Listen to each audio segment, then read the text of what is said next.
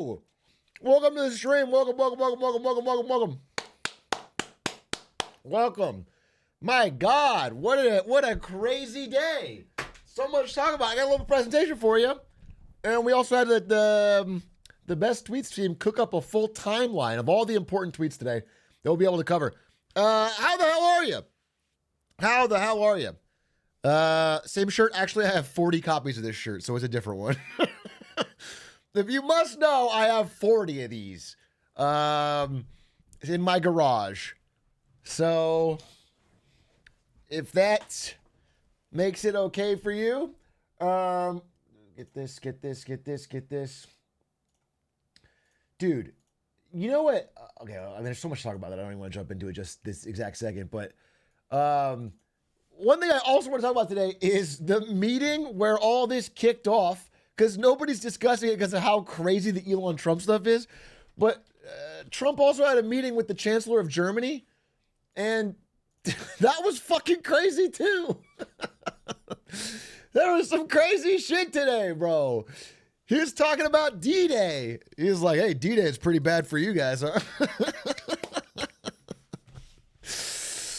You guys, he's making World War II jokes. It's wild. We talk about it all. We got to talk about it all. Wait, what is this? Time lapse of the meeting. What is this? This is Merz's face throughout the meeting. It looks like he gets happier. No, he gets sadder. Well, boy, God, this guy needs some Rogaine. How can we make a deal with a country where they've got a bald leader? All right? Or at least have the decency to wear like a Enron hat, for example, if you're bald. Just graduated 30 minutes ago, just in time for a Glizzy stream.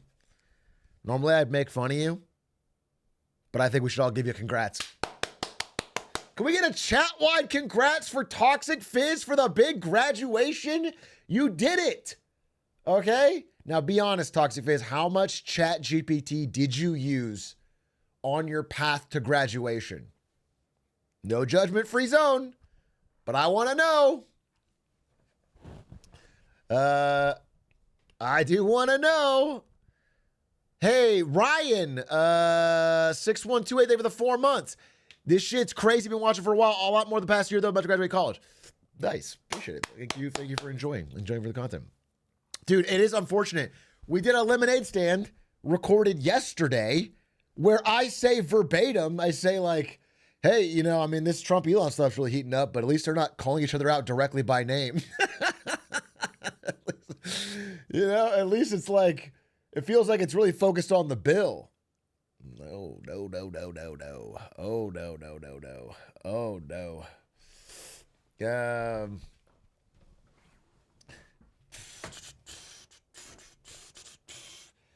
Are you gonna do the list? Yeah, I'm gonna use the tech thing they created.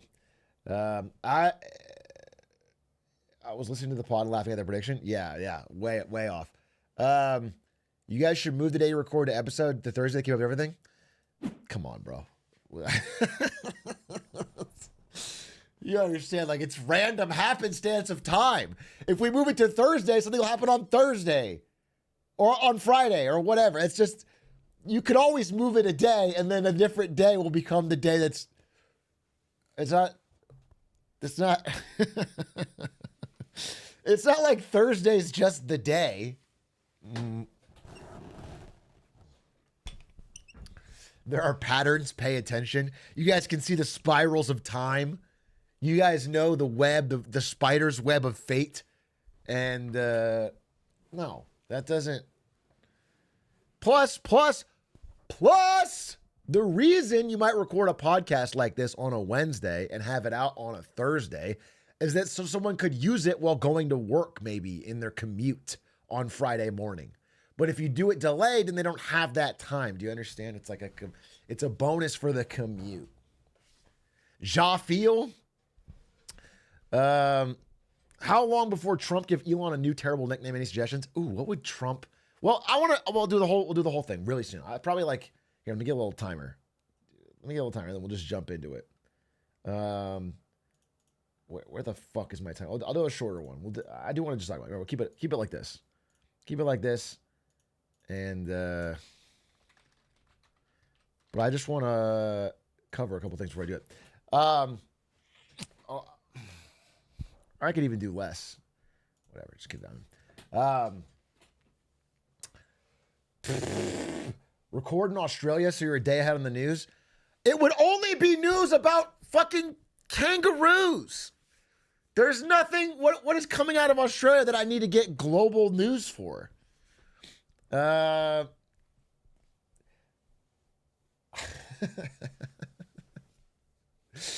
Hey, what about Switch 2? Anything on that? Has anyone tried it? Which one of you guys waited in line like a chump to buy a one-game console? How is that pulling up?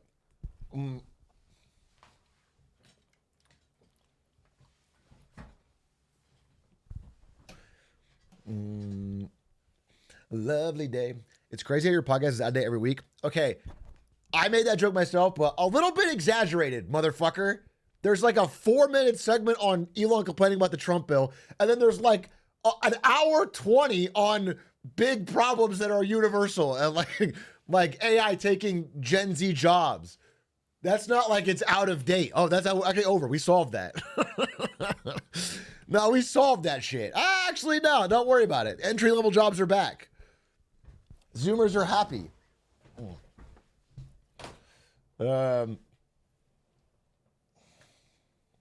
Everything feels way smoother than the first Switch. Only complaint is the battery's maybe 2/3 of what it was. Yeah, but that's not bad.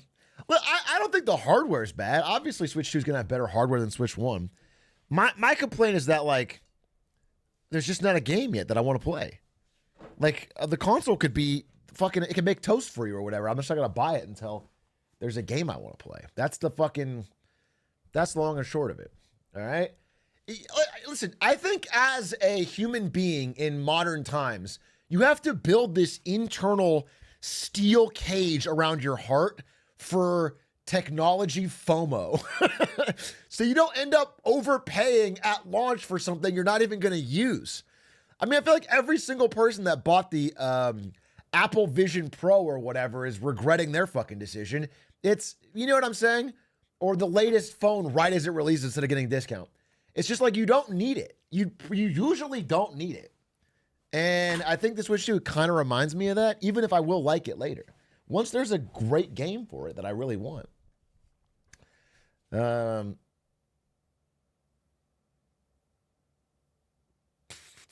Lovely day.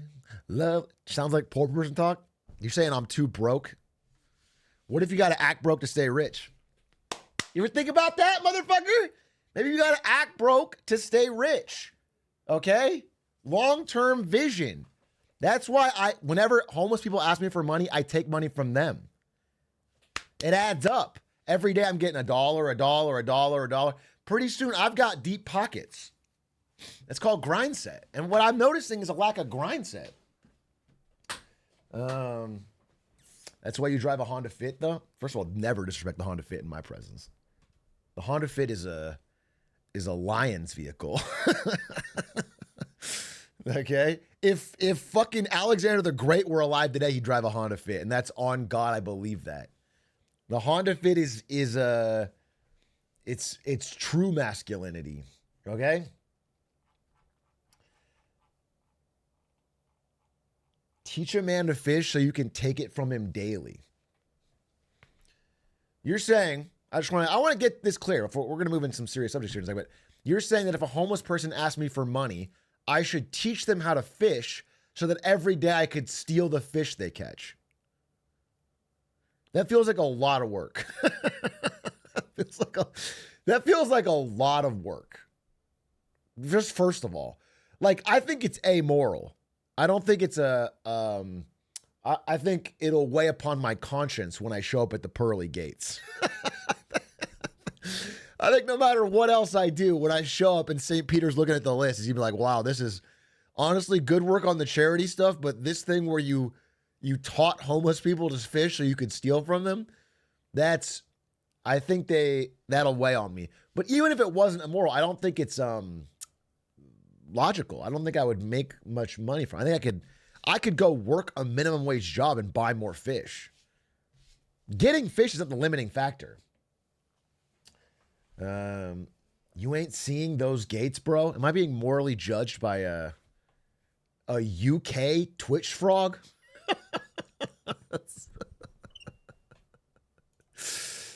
No, don't even attempt. You don't have the...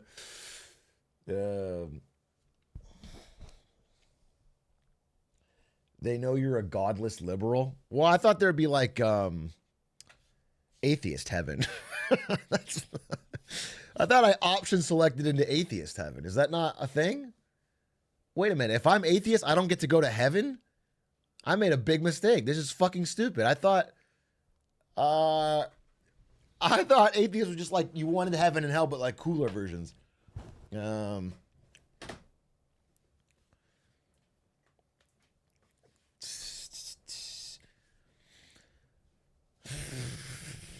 Reddit is atheist heaven? Oh no, then I don't want to. Imagine dying and going to Reddit. Oh, that's hell. That's hell, dude. That's my personal hell. No, I don't want that at all. That sounds terrible. How's Ray Dalio's new book? It's pretty good. The Big Debt Cycle, How Countries Go Broke. It's readable. I'll tell you that. And that's good because I often recommend finance books that are not readable and people get pissed at me. This one's readable. It's readable. It's quite well paced. It's zippy. What about How Countries Go Woke? Wait, I actually think if you wanted to make a version of this with that would be funny. How Countries Go Woke, the big cycle. There's something there.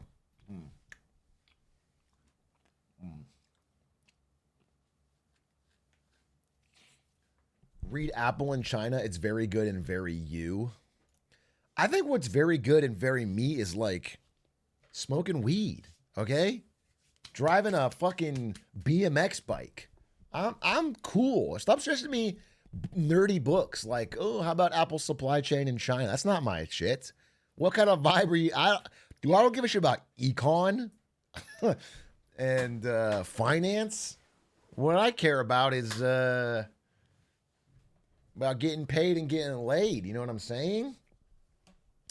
NVIDIA GeForce. What did they tweet? My old stomping grounds. The NVIDIA Switch 2 system features a custom NVIDIA chip, a true feat of engineering and collaboration. Why did you link me this? Who cares? This is a normal tweet from NVIDIA saying, hey, we're in this too. Why does that fucking matter? Yeah, okay. It's like, did you see this? And it's like a billboard for... I don't know.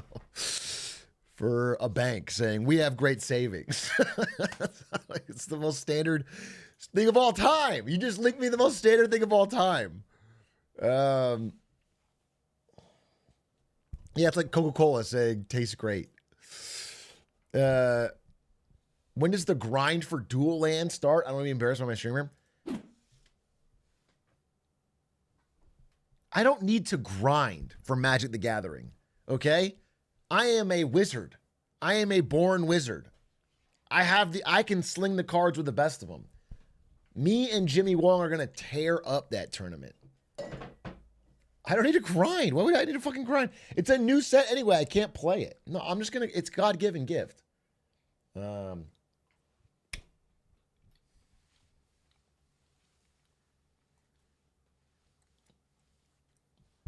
Jimmy's going to carry you. I'm going to carry Jimmy, dude. That's the thing. Two footsteps. No, wait, 2 sets of footsteps. I'm carrying him. What about you and Evan? No. Have you ever felt the RuneScape grind?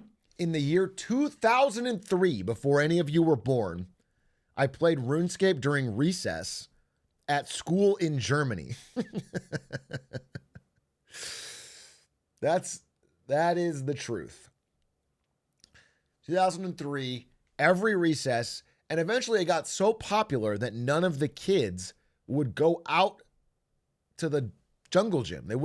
Nobody played outside at recess. We all went to the computer lab, at least all the boys. We all went to the computer lab and played RuneScape.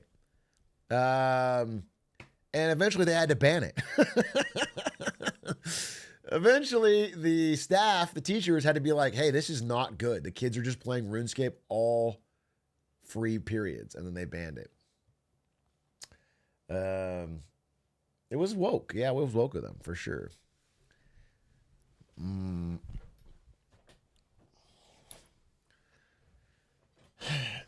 My dad used to level up my RuneScape amount because I was merely 8 years old. Love that guy.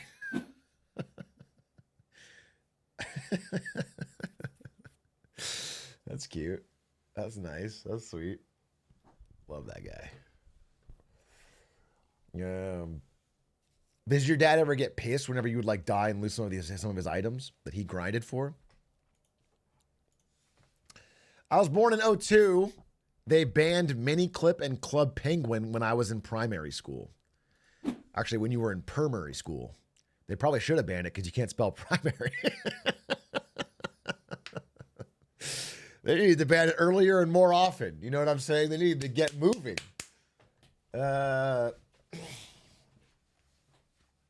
Year of kindness, my ass, dude. It is kind. It is a gentle ribbing is kind. Okay? You know what would be not kind is calling someone you gave $300 million to support a pedophile. That's breaking year of kindness. What I'm doing is a simple, it's a slap on the back between buddies.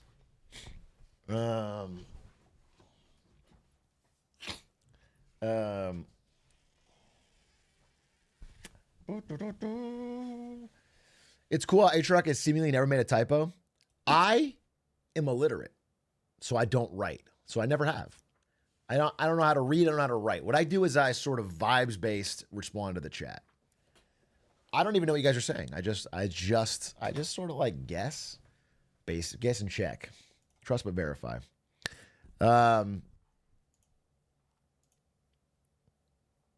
Thank you for the 52 months of Prime. Can I get an excuse me for my one time? 52 months? Excuse me. All right. Hopefully that helps.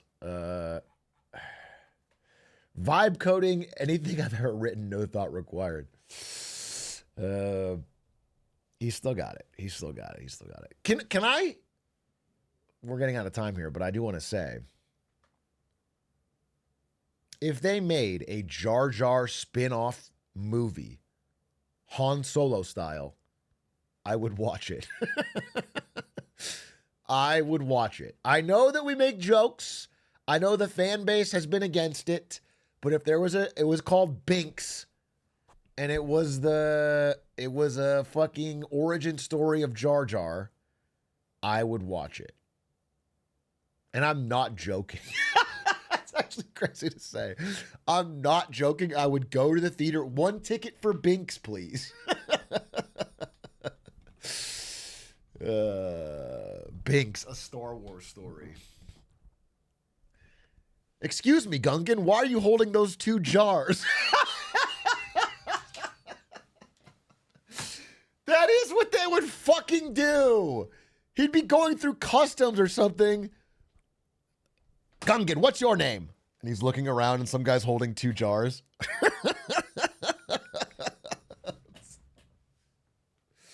Okie day. Jar.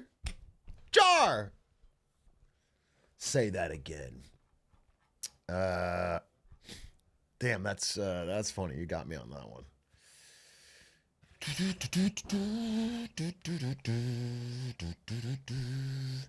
Anyway, I would watch that is all I'm saying. And if George Lucas, if you're listening, take back control and give us the Jar Jar stories we always dreamed of. I'll tell you this, I'd rather watch Binks than whatever episode 9 was. You know, if you're gonna be stupid, at least be funny, dude. Goddamn,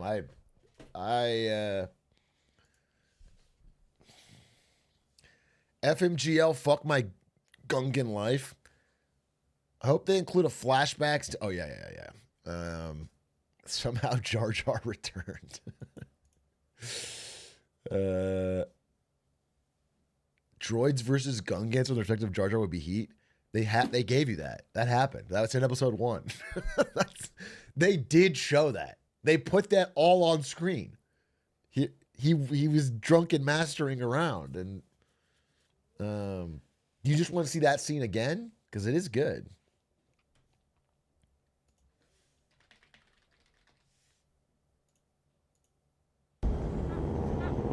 I mean, we're running out of time here, but this is cinema. This is fucking cinema. This is cinema. I'm on fire.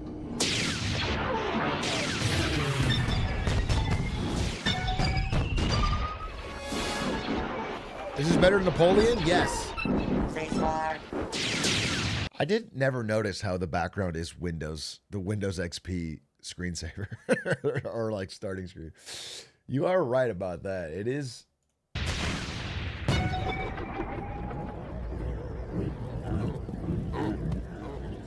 Steady, steady.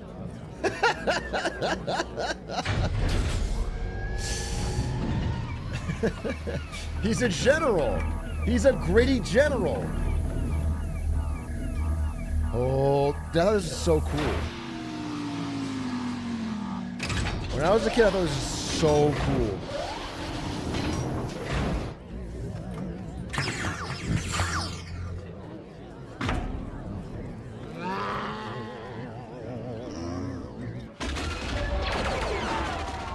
Activate the droids. Yes, sir. Oh, shit. You can do this in Battlefront? I kind of want to.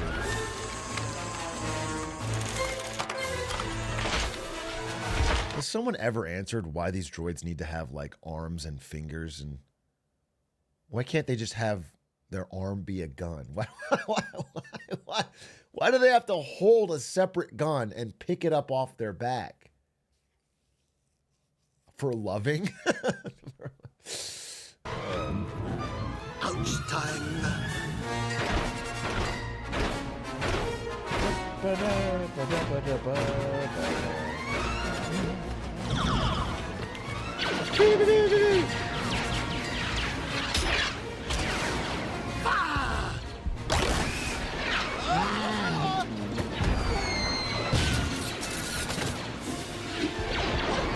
That motherfucker just say ouch time?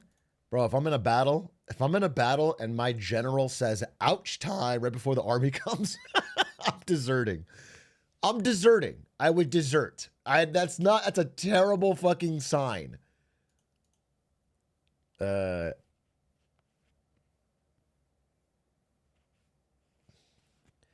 A, what was the economical impact of the Battle of Naboo on the galaxy? It's a great question. But a better question is this. How come nobody talks about how when the Death Star, which is the size of a moon, explodes in low orbit over Endor, that it hasn't completely destroyed the fucking ecological systems of the planet? That there's just no way the pieces of that thing aren't fucking leaving absolute craterous wreckage and toxic fumes and waste. The entire it's ruined.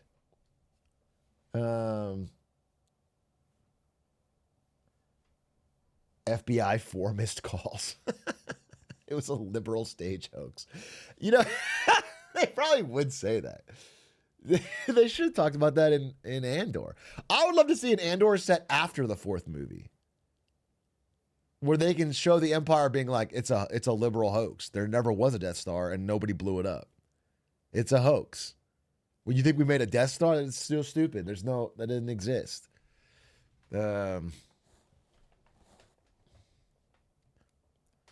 Timer? Okay.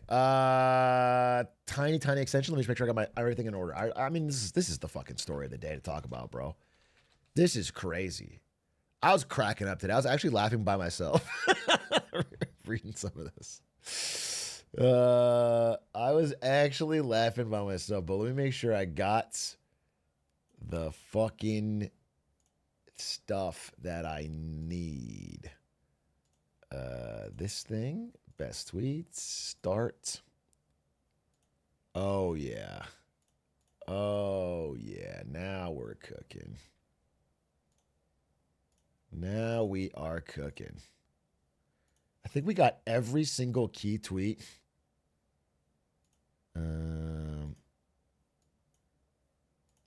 From the whole day. Okay.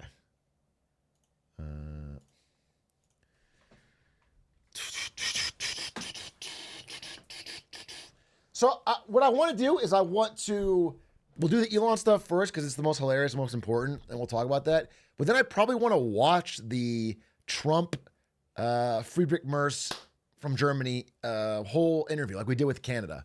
It's only like 40 minutes long, and I think the clips I saw were hilarious, and the parts I was watching were, I mean, it just watching Trump interact with a world leader is always simultaneously depressing and hilarious. It's all like I really think the Trump interviews are so wild that I have to watch it. So we'll do that after we cover the main story. Can I refresh the extension real quick? Bro, I hate when you guys make me do tech stuff. Okay. Yeah, I refreshed it. It's good. It keeps popping up like 6 things. I just want to start like this. There we go. Okay. Okay.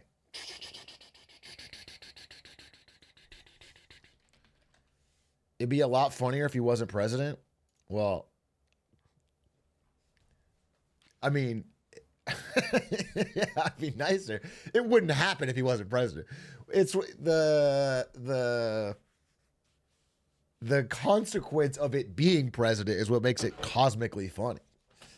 If it was just a guy talking to Friedrich Merz with no power, I mean, just a podcast.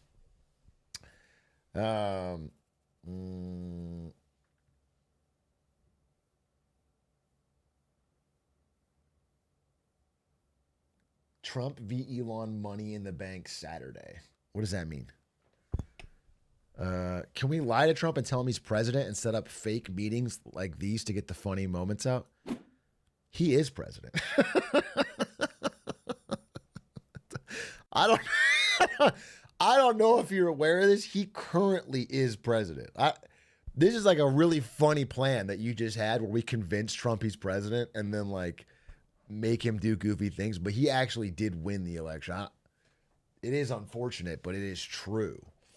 How long have you been sitting on this info? I'm ready to write a book about it. I've been hiding this dark secret that he's our president so I could sell a book. I'm very Jake Tapper coded. Okay, ladies and gentlemen, today wait. Was one of the greatest crash outs that I've ever seen.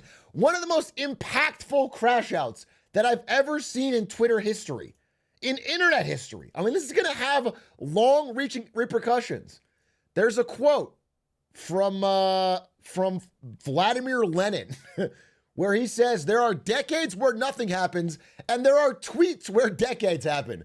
We had one of those tweets today. A tweet that monumentally shifts political reality, that changes votes. This is happening right now. And I will say it's more than one tweet. Elon Musk has posted 80 times on his own platform, x.com today, all of them about his now massive, wide open, wide-ranging war with Donald Trump. And we're going to go through it chronologically to show you how it went from like all good to not so good to today. To today, where it is now blown wide open, and nobody, it seems, at least within that camp, knows exactly how to handle it. Again, we've covered this before, but a little flashback. Back in February, it's all love. I love Donald Trump as much as a straight man can love another man. Elon Musk was walking around with hats that said Trump was right about everything. Just to be clear, like super locked in, super in love. Then Doge became more unpopular. Elon Musk's popularity went down. Elon Musk had to leave Doge. They left on kind of negative terms. It's kind of seemingly okay. Then, over the past week, Elon Musk has chirped up about the big, beautiful bill. He started criticizing it, saying it's filled with pork barrel spending. It blows out the deficit. It's pretty It's bad for the future of the country. But he never mentioned Trump by name until today. Until today. So while Donald Trump was in his meeting with the Chancellor of Germany, Friedrich Merz, where he said shit like this. May I remind you that we are having... This is Merz, by the way, trying to make a nice gesture and saying it's the anniversary of D-Day, a day where America did a great thing for the world and helped liberate all of us from the Nazis. June 6th, tomorrow. This is D-Day anniversary, when the Americans once ended a war in Europe. And I think this is in your hand in specific, in ours. That was not a pleasant day for you? No, that was not a pleasant... This was not a great in day. the long run, Mr. President, this was the liberation of my country from Nazi dictatorship. That's true. So, that's true. And we know what we owe you. But this is the reason why I'm saying that... He's trying to be as nice as possible and diplomatic as possible. And so anyway, during this interview, as they all seem to do, reporters don't ask him about U.S.-Germany relations. They just jump off onto any topic they know will get clicks. And the first topic they ask about is Elon Musk. And they're like, what do you think about Elon Musk attacking your bill? That's where Trump comes in, okay? Let's pull up this.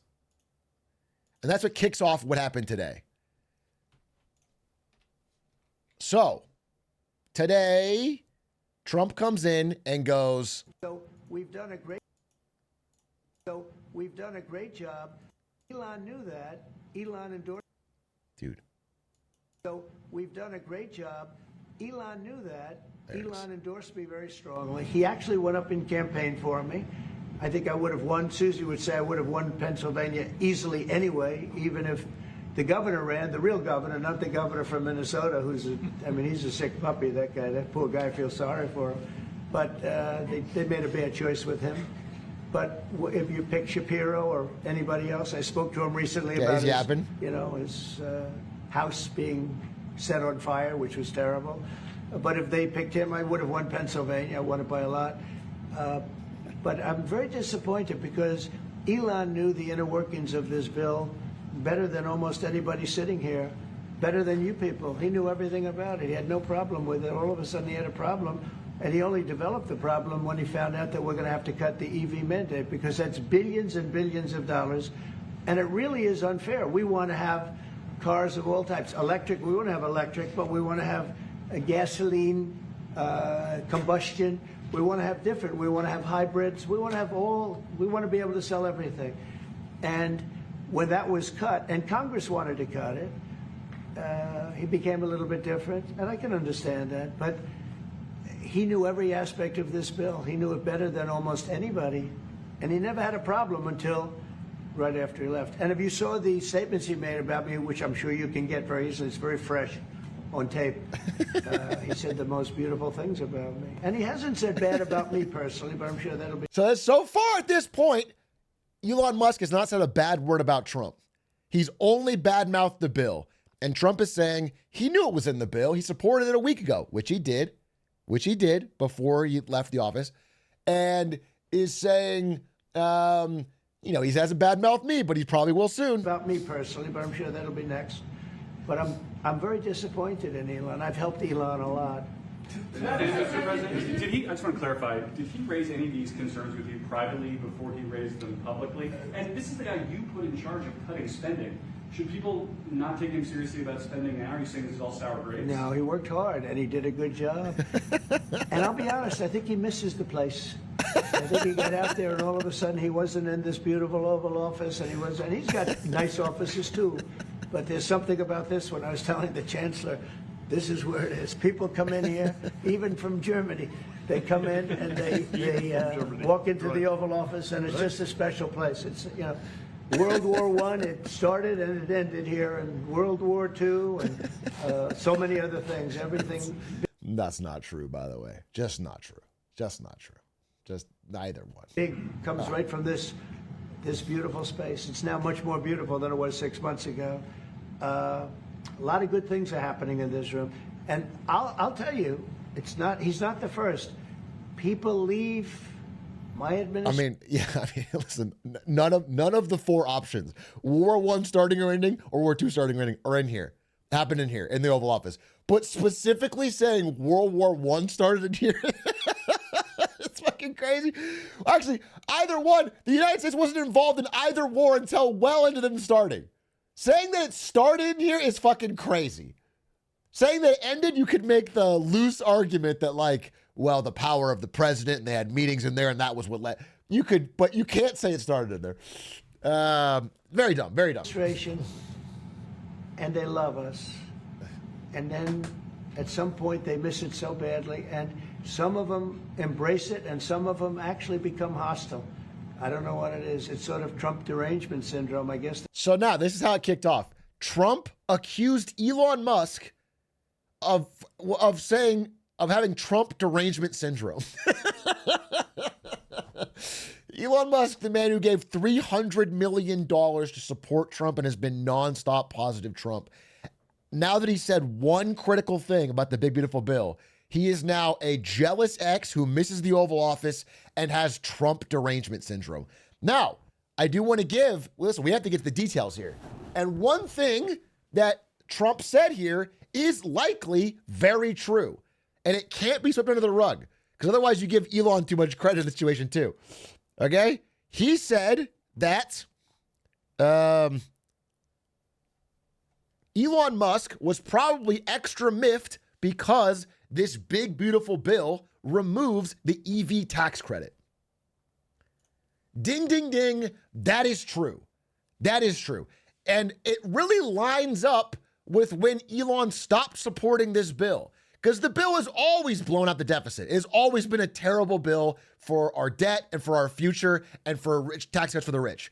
But only recently, when he could not get Speaker of the House Mike Johnson to save the tax credit, which again, $7,500 tax credit for buying EVs. This has been huge for Tesla. This existing has made EVs way more likely to get bought in America. And if I buy an EV in America, it's probably a Tesla because they have the biggest market share in America. So this has been huge for Tesla. A huge part of their profits comes from this. They're removing it. The big bill removes it. Elon tried to stop that. When he couldn't get it stopped, suddenly he turned against the bill. Okay? The timing is pretty lined up. And in fact, I'm not even putting words in his mouth because Elon has said this directly. Elon said this directly. This is not a hidden secret. He wants the EV and solar incentives in the bill. Okay? Sorry, he said keep the cuts only if they cut everything else, but that's not going to happen. So what he's been pushing for is no cuts. I'm sorry, that's not the right thing, but yes. Okay. So anyway, that's how it starts. Donald Trump said this in the White House. He accused Elon of being a jealous ex. Of missing the beautiful place. That's where it kicks into high gear. Elon Musk replies to this and says, without me, Trump would have lost the election, the Dems would control the House, and the Republicans would be 51-49 in the Senate. I think he follows up by saying, such ingratitude, which is like the have you said thank you once, JD Vance type meme, okay? He's now mad that he's not getting enough praise. For the work that he did. Now, obviously, Trump would disagree based on this video that he would have won big anyway, and the $300 million didn't matter. We don't know, but that's what they're fighting about now. Then Trump fires back and goes, Elon was wearing thin. Quote, I asked him to leave. I took away his EV mandate that forced everyone to buy electric cars that nobody else wanted, that he knew for months I was going to do, and he just went crazy. So now it's in high gear. Now, again, all of this is coming out. This is like, it's been building up, this tension, this anger. All the leaked reports that said Elon was wearing thin have been coming out over the past few months, where people are like, they're getting annoyed with having him at the White House. But people always dismissed it as a lie because they didn't publicly say it. But now it's all coming out that, yeah, they were getting annoyed with him. Also, This is crazy to say. After just a few months ago, Trump was on the White House lawn shilling Teslas. He was in front of the full lineup of Teslas talking about how great they were at what great prices. So it is now, now it's all unwinding. Now it's all coming apart. And then Trump kind of, I think, crosses the Rubicon here. This is where it really fucking kicks in high gear, because now he's coming after the man's money. Now Elon has got nothing to lose. Trump says the easiest way for us to save money, because all you're talking about is the deficit, is for us to cut Elon's governmental subsidies and contracts. We could save billions and billions of dollars. I was always surprised that Biden didn't do it. Now, this is probably the last thing that was keeping Elon Musk from saying something bad about Trump. This threat of losing his access to government money was the last thing Elon was like, well, I don't like the bill, but now that this has been crossed, it's open. Now it's fucking open. Now it's fucking open. Now, by the way, I mean, listen, I fully agree we should cut Elon's government subsidies and contracts. This is a very, very small percentage of what the big, beautiful bill would add to the deficit. They can both be right and both be stupid at the same time. They're both saying mean things about each other, which are all correct, but they're small in the larger scheme of things. The big, beautiful bill is a huge pork-filled deficit disaster. And whether we cut Elon subsidies or not doesn't change that. However, we still should. Good point. Then Elon Musk begins the attack. And the angle of his attack is that the Donald Trump I supported no longer exists. Now, this is pretty damning. And this begins what this day will become. This is like the D-Day of the Great Republican Schism. The tech right and the MAGA right they were already kind of splitting, and now it's over. Now it's a full-on war. So he says, where is this guy today? And posts old tweets from Trump talking about the deficit. We could use the balanced budget amendment. Politicians don't have the will to cut spending. I can't believe the Republicans are extending the debt ceiling. I'm a Republican, I'm embarrassed. Now that is a funny tweet now that Donald Trump is asking for a $5 trillion extension of the debt ceiling. We need a balanced budget amendment because Congress has no fiscal discipline. The Republicans should not give Barack Obama the authority to raise the debt another $1.2 trillion. Barack Obama is bankrupting this country. His budget adds another $4.4 trillion to the debt. Our debt finances China's military. It's time to get tough. We hold all the cards. Scary. Obama and the Democratic Senate have accrued over $5 trillion worth of debt without passing a budget in 3 years. 4 more years? U.S. interest payments on the debt have already passed $375 billion. China's laughing at us as usual. All of these things are in direct 100% contrast to what this bill would do. So it is fair to point out that all of this is bullshit. Because all of this is words when you don't have power, and then when you have power, you do the exact same thing you criticize. It's worth pointing this out because this is a deep, fundamental part of what I would call the fiscal conservative grift. They just not since pre-Reagan, not since really like Eisenhower, has someone said they're going to cut the debt and actually really done it. Okay, it doesn't happen from the Republican side. Obviously, Clinton did it, but there was problems there too. Okay, so. This kicks off. It's got 135,000 likes. It continues. And then Elon says he's no longer a Republican. It's time to create a new political party in America that actually represents the 80% in the middle. Now, one thing that I think we all can agree on is that no matter how you find the 80% middle in America, Elon is not in it. I don't care if you do it by political beliefs. I don't care if you do it by wealth. I don't care if you do it by sanity. I don't care if you do it by number of tweets per day. Whatever graph you do, he is on the edges. He is on, I don't care if you do it by Diablo ability. Amount of ketamine used. It doesn't matter how you slice it. He is not part of what this idea would entail. Is there some truth to this idea? Yes, I think a lot of us have felt that the polarized two-party system has left us feeling out in the cold on the majority of issues that most Americans agree on. However, as with cutting deficit spending, you are not the guy to do it. You aren't the guy. You are the Gollum of the One Ring. We don't want to give it to you. I don't care what you say. You're not to be trusted, dude. I cannot get behind any of the movements you say. You are only capable of riling it up on Twitter. You cannot follow through. But now he's full rogue. Now he's rogue. Wait, I want to get this here so I can. Okay. Then Elon Musk crosses his own Rubicon. Now Elon Musk kicks it into truly high gear on his side. And he says, time to drop the really big bomb. Donald Trump is in the Epstein files. That's the real reason they have not been made public. Have a nice day, DJT. Now, this is not news. This is not news. He follows it up by saying, mark this post for the future, the truth will come out. This has already been well established. Well established. What this says, though, is that Elon Musk is accusing Donald Trump of being a pedophile and implies that he's always known this, but still decided to support him to the tune of $300 million. Even Grok confirms it. That is damning. I mean, this post is a huge shot across the bow in this war. This kind of post, this 860K, 3K post, kind of makes it very difficult for them to like mend the fences and be like, oh, I was just joking, bro.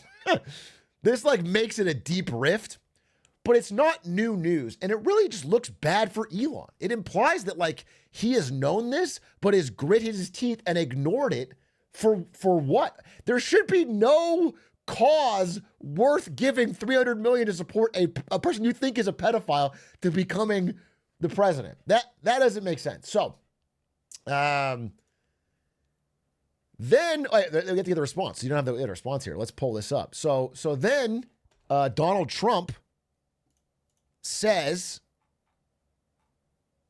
by the way, someone posted this meme and I thought it was hilarious. This I mean, it's getting it's getting nasty now. It's getting Mean Girls.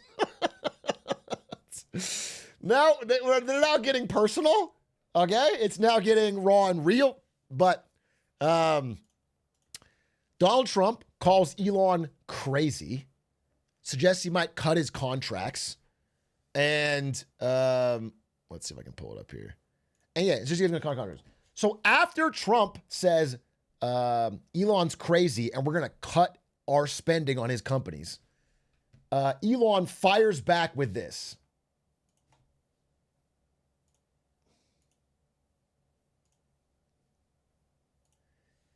In light of the president's statement about the cancellation of my government contracts, SpaceX will begin decommissioning its Dragon spacecraft immediately. Now, the Dragon spacecraft, if you don't know, is being used for the International Space Station to get U.S. astronauts to and from. And the funny downside of this decommissioning happening would be that all the astronauts have to fly with Boeing spacecraft, which is scary for them. I do want to say that's not, there is a downside. But let's be real on this threat, okay?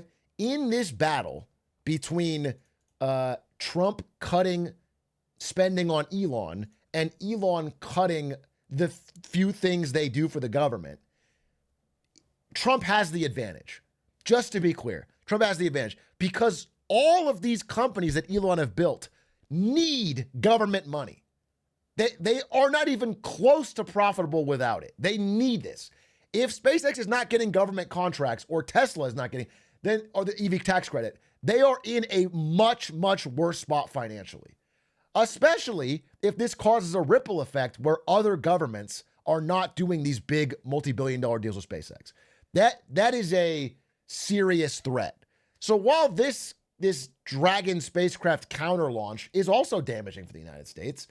It's not nearly the same level of, I guess all I'm saying is like the impact to Tesla and to Elon Musk's business is real for doing this, which means, you know, I guess I'm impressed that he's willing to say these things, knowing the deep, deep cost it could have, because Donald Trump has 3 years left almost no matter what you do. And you can have your stock tank now, which is what's happening. So just to be clear, as this debate is going on, Tesla stock drops 14% in a day. Let's pull this up as this debate's going on, because listen, I mean, he has already burned half of America. There's already been protests and boycotts and Nazi stickers on Teslas. Now he's pissing off all the MAGA half of America, openly attacking President Trump, calling him a pedophile.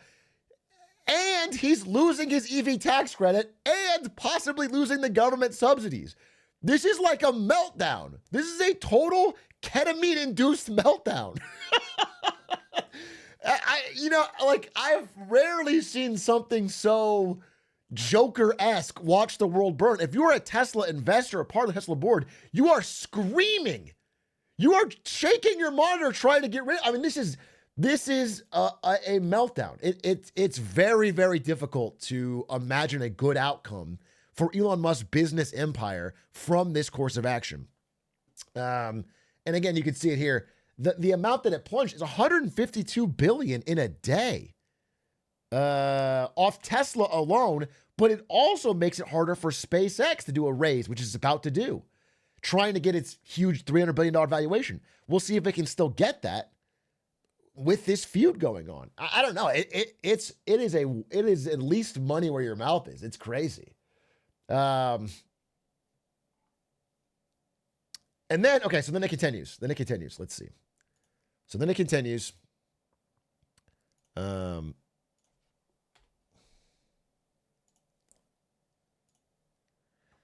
Then Ian Miles Chong, who is one of the most sycophantic weasels in the internet history. A man who has sucked up to both Elon and Trump nonstop, every day, multiple tweets for a decade. I mean, a true slime ball. Has decided he has picked a side. He was quick. He spends all his time on Twitter. All of his money comes from the payout from Twitter Blue. Just to be clear, if you want to understand why Ian Miles Chong has picked a side here, all of his money comes from impression farming on Twitter Blue. He chooses Elon Musk. President versus Elon. Who wins? My money's on Elon. Trump should be impeached and JD Vance should replace him. Elon Musk replies and says yes.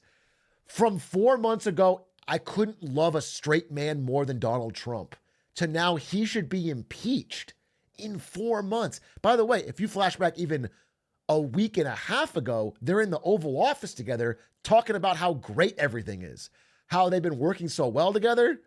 The second he got out of the White House, he started letting the truth fly. Nothing was done. It's toxic Yowie. Anyway, so now he's openly advocating for his impeachment and for JD Vance to replace him. Now, I want to go into this as well. There's some deeper details here, because it sounds like it's just purely angry at Trump. But I do want to point out that there was this meme. This is Peter Thiel looking at all his hard work being wasted. And it did a Game of Thrones meme with Charles Dance. And it's Peter Thiel is the Silicon Valley PayPal billionaire who has been slowly but surely dumping money into politics for years to build up JD Vance, the tech right, this Elon Trump connection. Like, he has been putting all of the work in, and now it is like seemingly unraveling. But it's worth noting that Peter Thiel's greatest alliance here is JD Vance. JD Vance went from somebody who was constantly shitting on Trump to suddenly becoming the most pro-Trump guy in the world and vice president. Like, we've all talked about how crazy JD Vance's flip was, but now JD Vance is vice president, and now you have Elon Musk, who's also part of this group, trying to get Trump out. Oh, sorry. Wait. Trying to get Trump out so Vance can become president. It's an interesting about face, and it does seem to all possibly play into what Peter Thiel wants, though I think it's so messy nothing will happen, and it actually is a meltdown. Look, Occam's razor, this is two nasty bitches going at each other. Two nasty bitches. But, you know, if we end up with like a wide movement from the right to try to like impeach Donald Trump and get JD Vance in power, just know that this guy's definitely behind it. Like, this guy's definitely, that's his end goal. I think his long game was to Vance to run in 28 and to have a tech right, Peter Thiel funded JD Vance president in 20. I think that's what his goal is. Whether they're trying to accelerate that because Elon's out, I don't know. But that's where we find ourselves. I just know that everyone has ulterior motives in all of this. Everyone. All the people you see fighting it out on Twitter and grandstanding for your attention, they have ulterior motives. My ulterior motive is to farm a clip. Just know that. Just before you buy into anyone's fucking tweets, understand that method. And I think it'll be easier. Because while I do agree with things like Elon Musk saying, hey, the deficit is bad, we're ignoring it, I can't ignore how much he only seems to really care about the electric vehicle tax cuts, electric vehicle subsidies. Do you understand? Like, people have ulterior motives.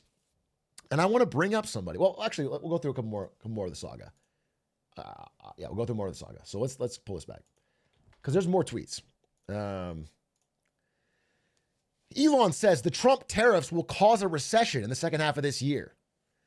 This is also one thing I did want to say. Praise the Lord. I put this in my own presentation.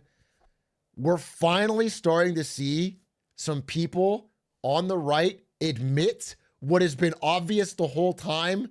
Trump's tariffs are super stupid. I feel like this is the one breakthrough, because this guy doesn't have an ulterior motive. This guy's just a fucking stupid tweeter who talks about Doge.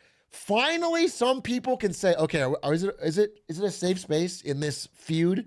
Can I speak up and be like, hey, this is stupid. It doesn't make any sense, bro. It's not being handled well. And I think I jumped into the replies here. It's always scary to, this guy said it right. Like, Trump has not made his actual positions clear and acts like tariffs solve every single problem, including ones that contradict themselves. It's been a complete and utter disaster of incompetence. Yes! Thank God! Dude, you can't look at the tariffs and not realize, after just a few days of looking at it, that it doesn't even matter what your stated goals are. They're being handled so deeply incompetently every single day that it's just causing us friction from incompetence. It's causing us like chaos friction. Let me give you a specific example. As you well know, there has been a deadline that's constantly moving that the White House keeps giving for everyone to give their best offer. Otherwise, we're going to tariff you. You better give us your best offer. And Caroline Leavitt was asked about it in the White House today. Reuters was reporting that there is a letter that is meant to be sent to other countries, which would give these countries a deadline of Wednesday to produce their best offer on the trade matter. Why does the administration feel the need to send this letter? And I have one more follow-up on trade. Sure, I can confirm the merits in the content of the letter. USTR sent this letter to all of our trading partners just to give them a friendly reminder that the deadline is coming up. And they are in talks. Listen, nobody is responding.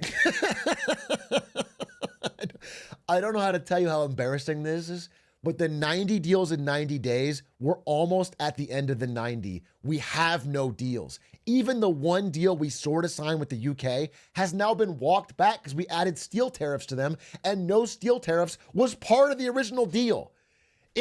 We have no plan.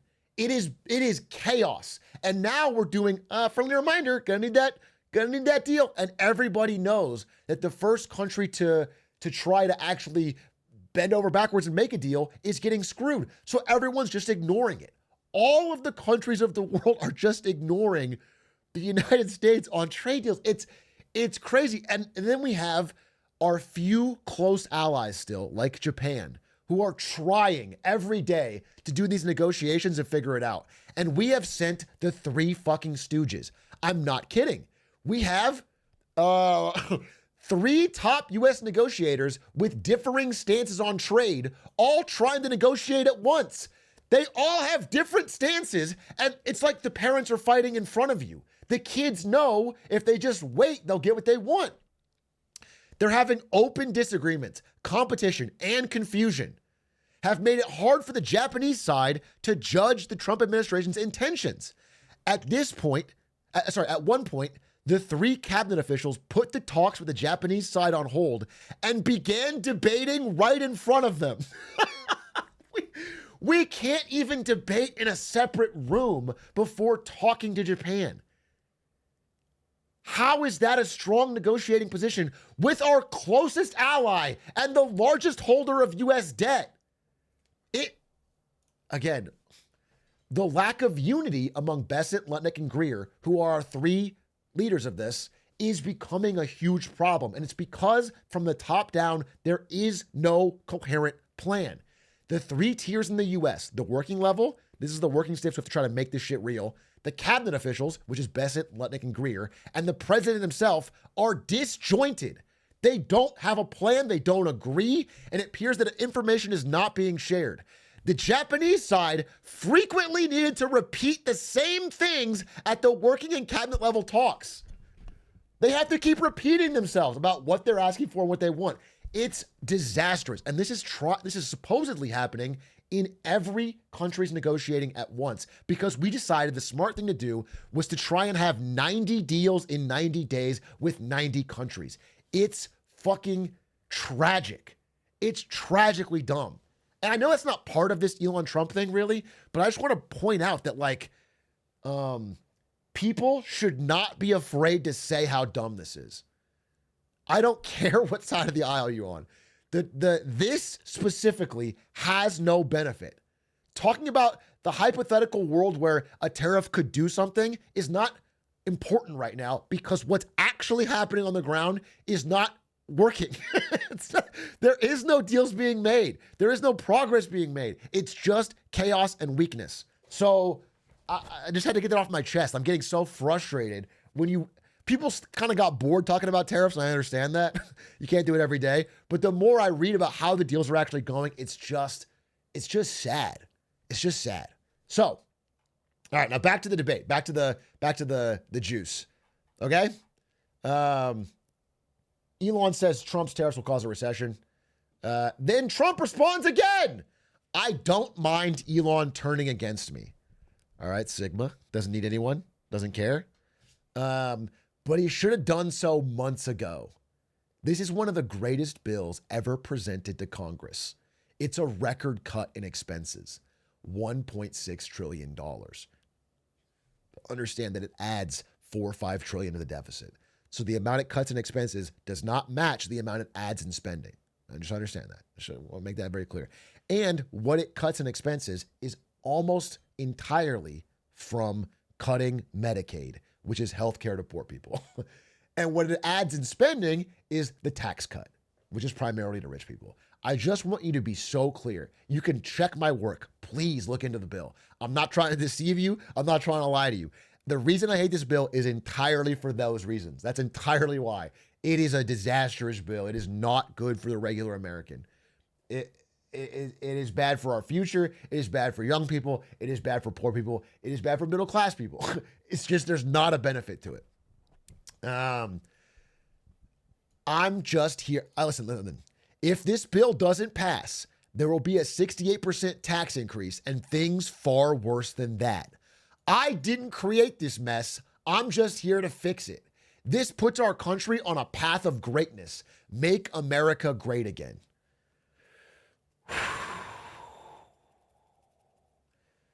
Everyone on every one of these posts, by the way, the top comment is usually "Grok, is this true?" And it makes me want to blow my brains out.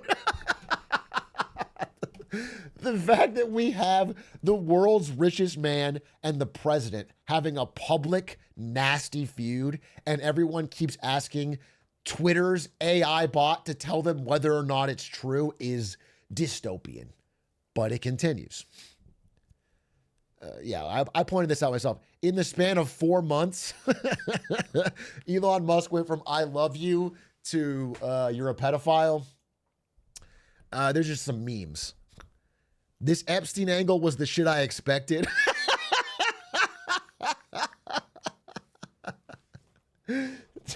Trump going Drake pilled.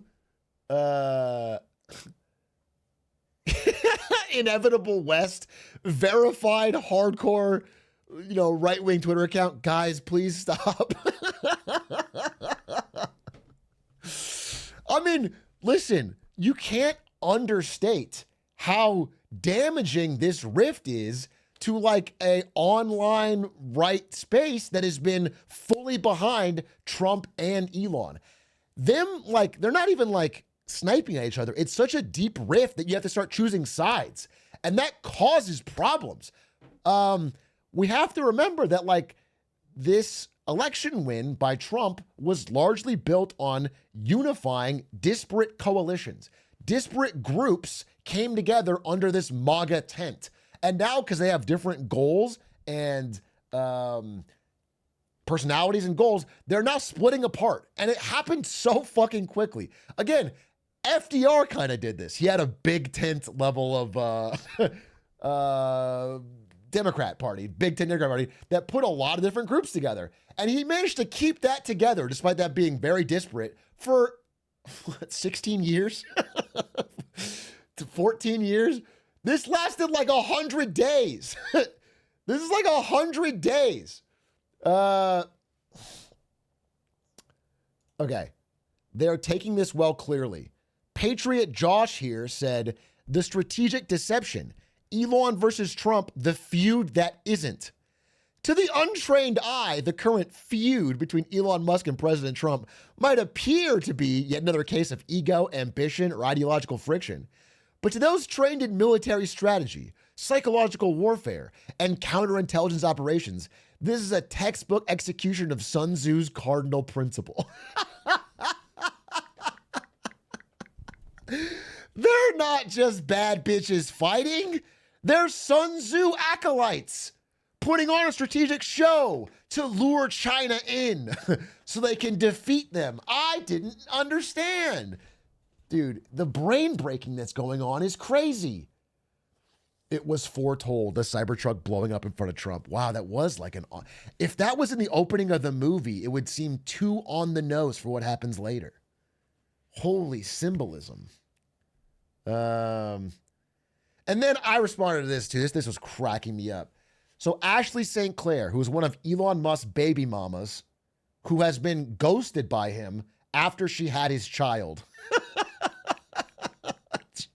jumped on Twitter and said, "Hey, real Donald Trump, let me know if you need any breakup advice." That's the world we're in. These are two of the most powerful people in America, and they're having a public feud, and one of their baby mamas is memeing on the president. Elon is going to rubber band to a kind of wokeness never before seen in the human race. He's going to triple his ketamine dosage, and he's going to be out here doing land acknowledgements before every Tesla groundbreaking.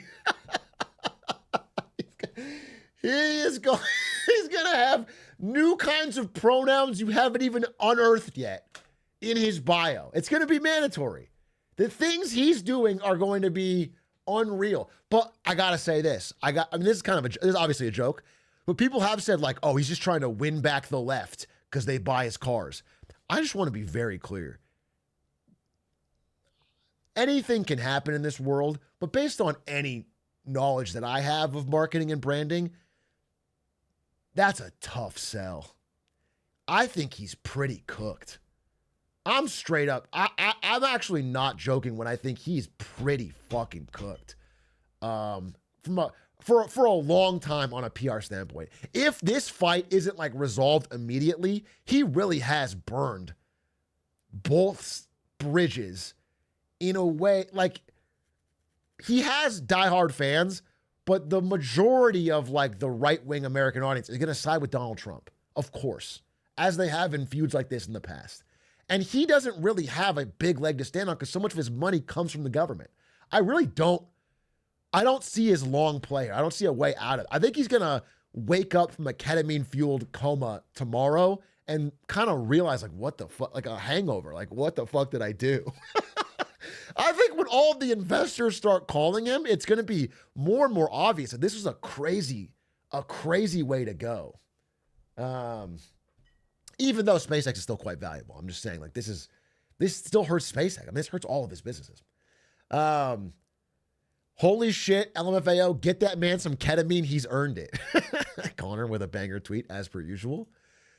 And then Steve Bannon from the Top Ropes. Steve Bannon, wait, where's the actual article? Steve Bannon comes out from the Top Ropes and says, yeah, we need to deport Elon Musk. He's not a real American. He's fake here from South Africa. Oh, wait, where was the fucking... Speaking of South Africa. Someone said this. Does anyone have it? Bro, someone please get me the...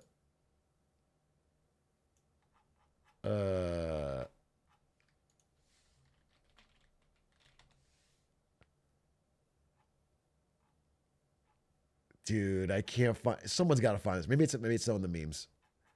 I'll look for it. It was some guy in South Africa singing "Kill the Boer," and it was like, this is gonna be Trump in 1 week after this.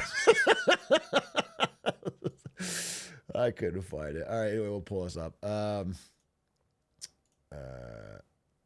DM'd you it. Let me see. Wait. Preliminary. Oh, yeah, this is exactly it. Thank you for finding this. This is Trump's new foreign policy as of tomorrow morning.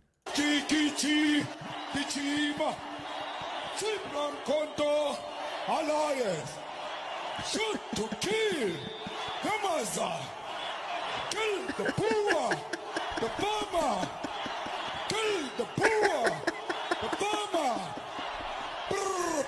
I mean, this is all the little things they had put aside to help each other out are going out the window, bro. You think Trump ever cared about South Africa? No, he did it for Elon. Okay.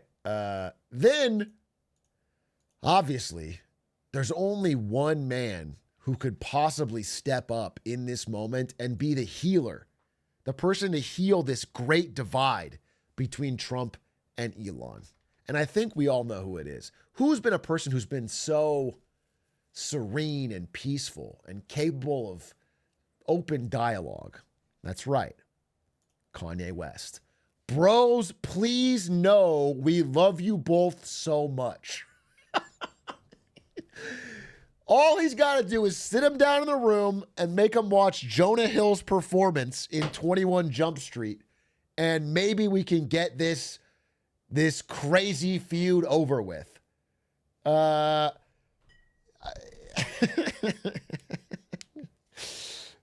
It is actually approaching Tumblr fanfic levels. This all happened today. It is crazy. This all happened today. My mind is blown. Continuing. Does that mean I get 2 Quizmases? That's good. That's good.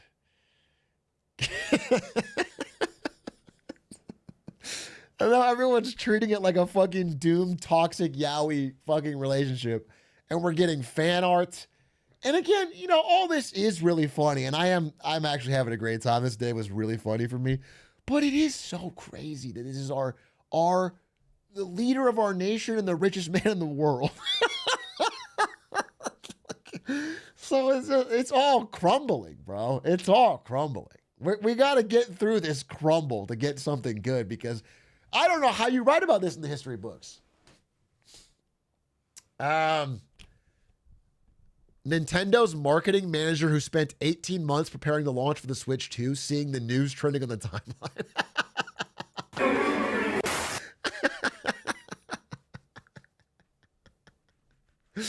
Yikes. And that's after they got tariffed on their Switch 2 sales. Nintendo's really getting screwed by this fight more than anyone else. Though, not to be actually boring Nancy, it's like they already sold out. They're fine. Nintendo doesn't have to worry about marketing. It's like when I had to work there was a summer at NVIDIA where they kind of told me like, bro, we got nothing to sell. It was like 21 or something when everything was sold out. There was zero. They were like, bro, don't even bother with a GPU campaign. Like, we're going to cut the budget for it. Just do it for laptops or whatever. There's nothing to sell. It's kind of like that. Like, Nintendo doesn't have to worry about marketing until, after Christmas, really. That's when they got to start pushing sales. It's important to remember what we once had as a nation. Oh, this is August 24. When Trump was posting AI-generated dancing videos of him and Elon. Similar time, better times. Now look at that. What happened? How did they fall apart? You hate to see love. Elon Musk is no longer following Charlie Kirk. The woke mind virus is spreading throughout his brain. It's a rift, dude. It is a deep, brutal rift straight down the middle of this online right, dude. I don't know how it's gonna get healed when he's openly calling him a pedophile. Please stop fighting. I'm fucking shaking. What happened to this? Well, that's why they need to get Aiden Ross in there. And I think that if they all sat down and gambled responsibly on stake, maybe they could heal this great divide. Just a little bit of gambling, a little bit of book. JD Vance memes. My brother is not enjoying this. Libs and MAGA are both gonna key my Tesla now, man. God damn it. That's what I'm talking about. That's why the stock cratered so quickly. I don't think I'm missing something, dude. Someone has to buy these cars. They were already underselling. They were already in a bad spot. The stock was already overpriced. How is it going to get better from here? I truly feel like he's blowing up hundreds of billions of dollars of value. I don't get it. We'll flash forward in a few months and see how it played out. And the world has been so crazy. I'm sure I'm missing something. Maybe this unifies some group behind him or something, but it feels like a business disaster. Slow news day. What are we even going to talk about? And then JD Vance went on Theo Vaughn. I gotta watch that actually. What the fuck is Vance gonna say about this? Well, the real thing to watch is whether he is angling. Here, he's got two routes, right? One of them is he goes 100% behind Trump, lockstep in, I'm gonna just try to win in 28. Or does he start angling for like, well, there's things Trump doesn't understand about the bill. And I think knowing how this plays out in America, it would be stupid of him to do anything but stay 100% behind Trump. Because Trump will win this fight between Elon and Trump. At the end of the day, who has the power? It is Trump. Trump has the power over Elon. Like, if it's a direct feud, who can do more damage to the other? Who has more popular support? It will be Trump. So I think Vance will fall in line. Anyway, that was all the tweets from today. I'm sure we'll get even more by the time it comes out. But I did want to say, if I had one more thing. Oh, I want to say someone who called it. I'm shocked. So I was trying to see, like, everyone has opined that eventually, like all of Trump's previous cabinet members, really, they fall apart. almost everybody who worked for Trump in Trump 1 ended up talking shit on him after they left. People that work with him end up not liking him. That's just a fact. But people expected this would happen with Elon. Eventually, they would grow apart. But because it happened so quickly, I wanted to see who was the one who was calling it most accurately. And I found October 2024, Mark Cuban made this post. Elon, there will come a time when you need something from Donald Trump. You will think you have earned the right to ask and receive. You have been a loyal, faithful soldier for him. You have supported him politically with tens of millions of dollars. Then, at the point you need him the most, you will find out what so many before you have learned. His loyalty is only to himself. This is a real post. It's a real article. He deleted this post months later, but it was real, and I confirmed it. And that's that's a pretty accurate, 100% accurate call on how this played out. Because really, at the end of the day, the only thing that Elon needed, in my opinion, to just shut the fuck up about this bill was not deficit reduction. It was just to keep the EV cut that helps Tesla. I think if Trump had just let that stay in, another spending on top of more spending, they probably would have just gone by fine. But because Trump couldn't give him that, it all melted down. And that's where we find ourselves, in this great, great meltdown. Here's a final banger. Let me see. You got a final banger? What was Trump's response to the Epstein thing? He didn't mention it. Trump has not brought up the Epstein thing. He's not going to do a Drake and bring it up and say, I'm too famous for that. I can't believe that was Drake's defense. I'm too famous for that shit you suggested. It's like, bro, that's the reason you couldn't have been a pedophile? It's because you're too famous?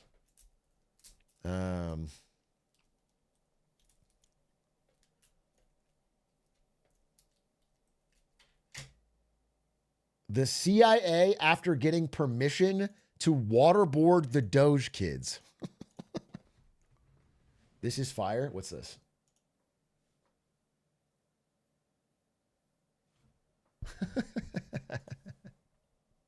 Banger tweet. What's this one? Afrikaners landing in America and getting sent back home immediately.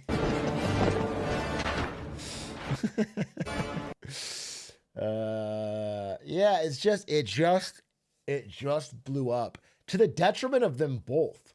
The real question, though, is whether Elon causes enough chaos from his constant tweeting. And I want to point out, I think we didn't include all the tweets here because he has spent all day talking about the bill specifically and talking about just how terrible it is.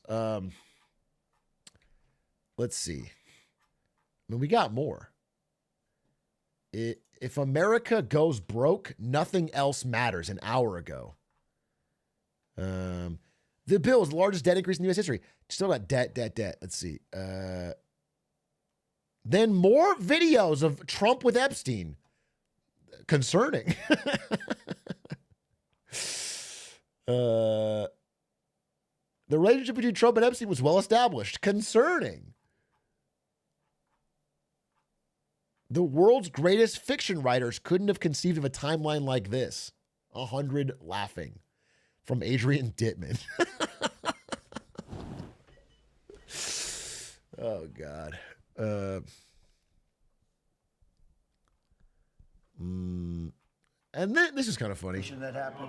People, we're lucky to have. I have to tell you, I want to thank you all. And Elon, I want to thank you. I know you've been through a lot with this horrible situation that happens. The cause, That's right. Saving America. It's very unfair. What he is a patriot. Here's a man that I can tell you, he's a friend of mine. He's become a friend of mine. It's so sad, dude. Although it's funny of Elon to like post this face like, oh, you called me a patriot and now you're against me? And it's like someone could do the exact same with you about Trump. you have endless footage of you glazing Trump. You had a hat that said Trump was right about everything. Okay, so let's just agree that you both glaze each other and now you're both mad. He supported me in the election. That's when I got to know him. Really, I knew him a little bit from the first term, but not much. But he's a patriot more than anything else. He's never think of it. He has never asked me for a thing. He could have. I always say, I wonder if he's ever going to ask. Oh, this is good. And of course, by tomorrow, Mark Zuckerberg will be in the White House as the new billionaire in residence. Dude, I tell you who's fucking rubbing their hands together. Not just Zuck, but Sam Altman, dude. Sam Altman, head of OpenAI, was constrained by having his biggest hater in the world, Elon Musk, have close access to the president. Sam Altman has been getting trying to figure out how to present himself as a Republican when he's a Silicon Valley twink. Because he knows that Elon Musk was outmaneuvering him. But now he's fucking, now Elon's out. Some of the Democrats are going to follow this opportunity. Oh yeah. Listen, if there's one group I can count on to fumble this opportunity, it's like the DNC and Chuck Schumer. I can count on them to fumble it so well. I'm sure, it's already 2 weeks past the date. I'm sure by tomorrow they'll have printed up posters that say Taco Trump. And they're going to run those.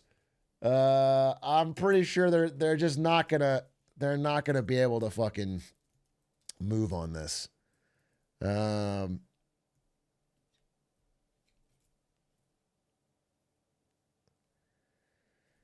Did you see the ketamine post from Elon? No, but I don't believe him. Listen, what this confirmed to me, these guys finally lashing out at each other, is they have confirmed many things that were reported on, but they denied. Many things. There's many, leaks from the White House saying that Elon Musk has been asking for keeping the tax credit, for example.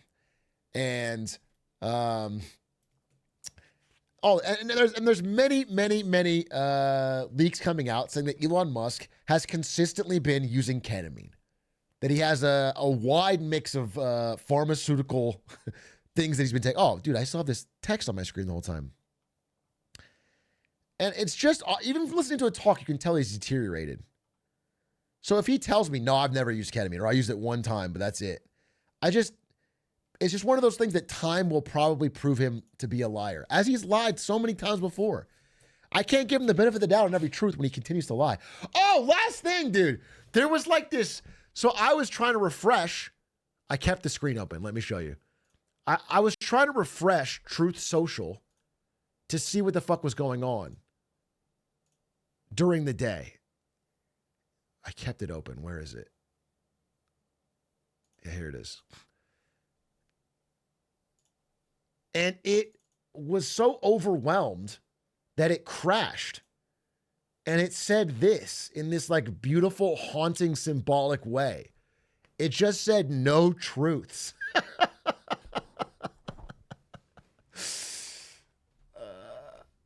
Nothing would load. And it was just the president's media outlet saying no truths. It was a cinema ending. So obviously there's going to be more tomorrow, but that's enough covering of this specific thing for today. It was what a crash out. What a generational crash out. Listen, I know some of you guys want to live in times where we have housing you can afford, or plentiful jobs, or a better standard of living than your parents. But it's kind of cool we get to live now and watch the craziest social media crash outs that we've ever seen. If you lived in the 60s, you wouldn't get this.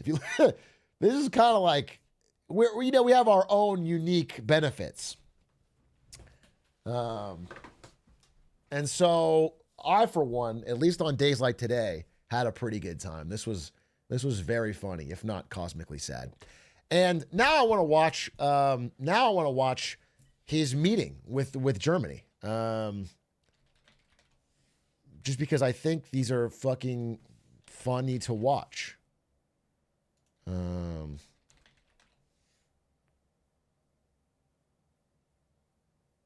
This is it. If you don't mind. Great win, won everything. So, if you don't know, Germany has a new chancellor, Friedrich Merz, head of the CDU, barely has a two-party majority. Germany obviously going through some real economic struggles right now with, there's many reasons. One of them being competition out of China. Oh, let me turn on this, getting out of manager. But the main issue of this meeting is likely to be about Ukraine, where I think Mertz's goal is to get, how do I get off of being a manager? Dude, how do I get off of being a manager? Mertz's goal is to get Trump back on board with supporting Ukraine. That's the goal, I think, of this meeting. If I had to sum it up, there's a lot of things, but that's the main one. And so, again, Germany has begun spending more on its military. If you don't mind. In fact, I think that is covered here, which is always a good sign.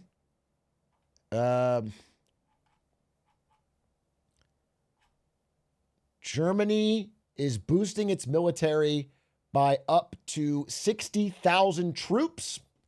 This is news from today. As part of a broader push for Europe to militarize, given that they can no longer rely on the United States umbrella, and the United States is pulling back from NATO and European defense in general, Germany is leading the charge on European militarization. And so that's where we find ourselves in the context of this meeting. So let's see how it goes.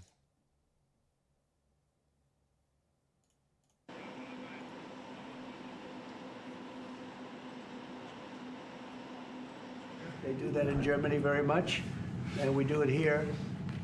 We're having a very good run. I also had a great election, a great win, won everything. Won the popular vote, all 7 swing states, which is a big deal. Yeah. It's pretty unusual to do that. And we have a great mandate from the people, and part of our mandate is we're going to have a great relationship with your country. I'm still a manager. God damn it. I need to turn this off. It is not a subtle flex. Who said subtle flex? That's the whole point, is it's not subtle. If you don't mind. He opens every meeting with every world leader talking about how great his election was. It's been so many days now. I also had a great election, a great win, won everything. Won the popular vote, all 7 swing states, which is a big deal. Yeah. It's pretty unusual to do that. And we have a great mandate from the people, and part of our mandate is we're going to have a great relationship with your country. So I just want to thank you very much for being here, and if you'd like to say a few words. Absolutely. So thank you, first of all, Mr. President, for your kind invitation to come to Washington, D.C. I was in this building first time ever in 1982. I told you, when former President Ronald Reagan was in office. So I'm very happy to be here again and to offer our close cooperation with the United States of America. Okay. We are having so much in common, our history. We owe the Americans a lot. We will never forget about that. And so with your German provenance, I think this is a very good basis for close cooperation between America and Germany. So again, thank you. Thank you for the hospitality, and thank you for having your guest house for a night. He said thank you 10 times in the first minute and a half, just to get it out of the way. Just to make sure that there's nobody accusing him of not thanking you. This is a great place. Great place. Many thanks for that. I really enjoyed it. Thank you. It's a wonderful place. It's a landmark also. And Blair House it's a nice place to stay. Good. Thank you very much for saying that. Would you have any questions, please? Mr. President, on your new travel ban, why now? And if the Boulder attack was part of your reason? This is why I hate these press conferences, is that they don't ask anything about U.S.-German relations. And so it ends up with the leader of the other country just sitting there quietly while Trump answers questions about bullshit for 40, 50 minutes. There has to be something about this. It is so shitty. And Trump will never not take the bait. He will never be like, can we talk about, he will always jump on it and weave for fucking why not include Egypt on that list where the suspect is from? Well, because Egypt has been a country that we deal with very closely. They have things under control. The countries that we have don't have things under control. And why now? I can say that it can't come soon enough, frankly. Canada to go with that? I mean, Carney didn't do anything wrong in the Canada meeting, but it's not like they did great. Nothing happened. He barely spoke. It was like an hour of him talking to Carney, and they spoke for like 10 minutes of that, and 50 minutes of it was Trump answering questions. The camera didn't even look at Carney. It cut him out of the frame.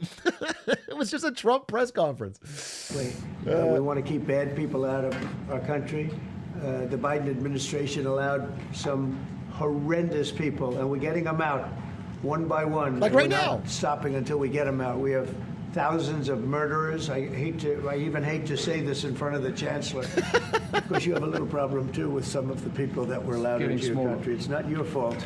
It's not your fault. It shouldn't have happened. I told her it shouldn't have happened what she did, but you have your own difficulty with that, and we do, and we're moving them out, and we're moving them out very strongly. But it can't come fast enough. We want to get them out. We want to get them out now. We don't want to have other bad people coming into our country, but using the word bad, I'm being nice. Okay, question? You put out on Truth Social a post regarding your conversation with President Xi. Right. Can you talk about whether or not you feel that trade talks, trade relations are back on track after appearing to be a little bit off track last week? A little bit off track. It was only the complexity. It's pretty complex stuff. We had a very good conversation with President Xi a little while ago, just before your... How many times am I going to hear about him having good conversations with President Xi? How many times? There's no trade deal with China. It's not happening. We will never get a favorable trade deal. We keep talking about how you're talking and you like him and it's work. It's just not happening, dude. It's not happening. And the most we're going to get are like symbolic concessions. I don't know. In fact, we just hung up and they said, "You're here." I said, "That's pretty good." Two great leaders of the world in a very short period of time. We had a very good talk, and we've straightened out any complexity. It's very complex stuff, and we straightened it out. The agreement was we're going to have Scott and Howard and Jameson will be going and meeting with their top people and continue. So the great agreement you've realized is that you're going to send the same three people who are bungling Japan right now to go to China and bungle it there. That is the big call with Xi Jinping, is that you've landed on who you're going to send to start the talks.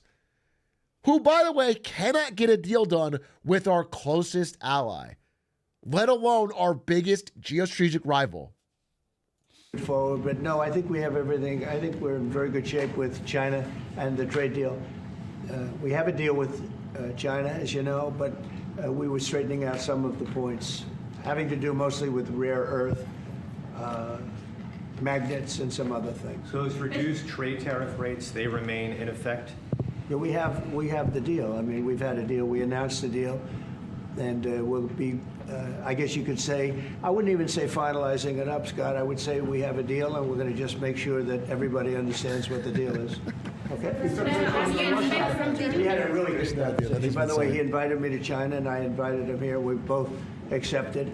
So I'll be going there with the First Lady at a certain point, and he'll be coming here, hopefully, with the First Lady of China.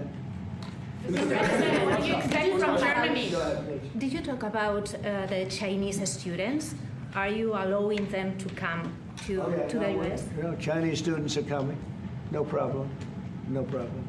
Okay, It's our honor to have them, frankly. Look, we want to have foreign students, but we want them to be checked. You know, in the case of Harvard and Columbia and others, all we want to do is see their list.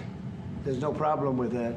This is anybody outside of our country, international students, because when we see some of the people that we've been watching, we say, where do these people come from? How is that possible? No, we want to have foreign students come. We're very honored by it, but we want to see their list. Harvard didn't want to give us the list. They're going to be giving us Friedrich the list just now. sitting there silently. I think they're starting to behave, actually, if you want to know the truth. On Russia, are you willing to put more pressure on Putin to end the war by imposing new sanctions on Russia Ukraine and question. also on China? Well, remember, I'm the one that ended Nord Stream 2, going to a place called Germany, come to think of it. I'm sorry I did that. I don't know. But I ended Nord Stream 2. Nobody else did. And then when Biden came in, he immediately approved it. That's the largest, essentially the largest pipeline in the world, going to Germany. What is he? Is he implying that he blew up Nord Stream 2? This happened during Biden's administration. He wasn't president. And by the way, while I think Biden may have had something to do with it, it is the official position of the United States. They had nothing to do with it. So did Trump personally fucking army crawl out there and blow it up? What is he saying? I actually don't understand. And by the way, saying that in front of the country whose sovereign pipeline was blown up is also stupid. Is he telling Mertz that, hey, we blew your shit up? What is he saying? I don't understand, dude.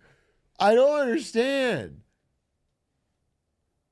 And other countries. And by the way, we have so much oil and gas, you will not be able to buy it all. I mean, you literally, we have so much, and I hope we're going to make that a part of our trade deal because we have more than anybody else. We have actually the most by far in the world, probably double what anyone else has. So we'll work on that. I'm sure that's something we'll discuss today. Mr. President, what do you expect from Germany and what do you expect from the Chancellor? First of all, just finally a good question. I'm sorry, but thank you. Thank you, ma'am, whoever you are, for at least asking one question relevant to the two people you're standing in front of. I do appreciate that. It is a big deal.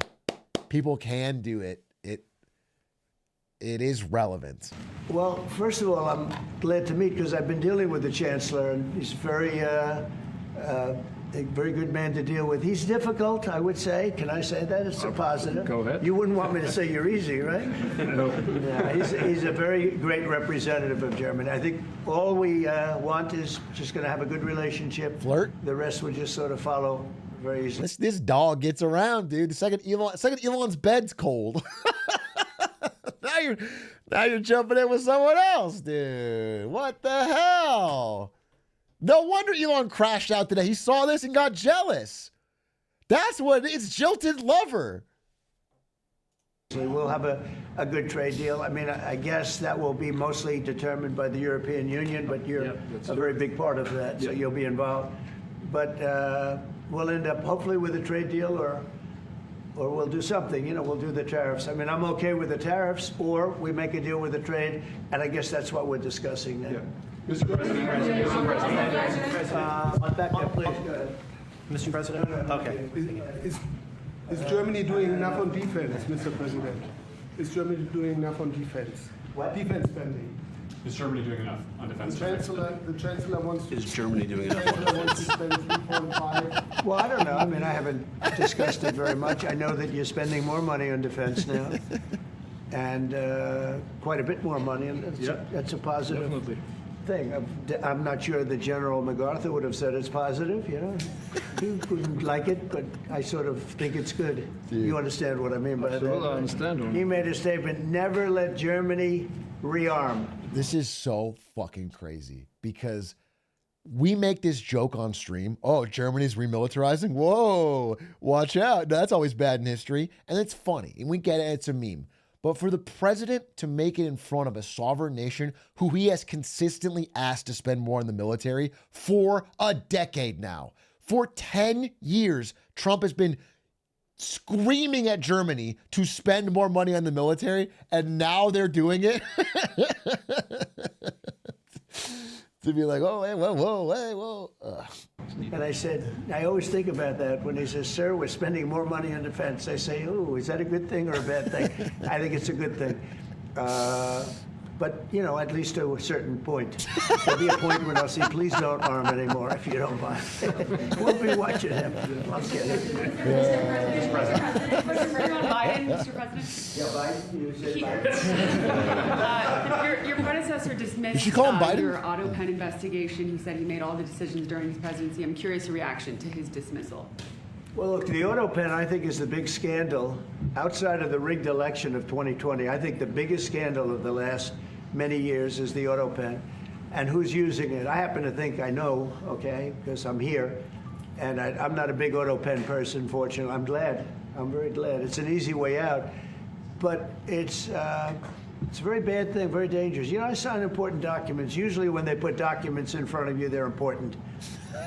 Even if you're signing ambassadorships, and I consider that important. I think it's inappropriate. You have somebody that's devoting 4 years of their life or more to being an ambassador. I think you really that person deserves to get a real signature, not an auto pen signature. And I can tell auto pen easily. I can look at it.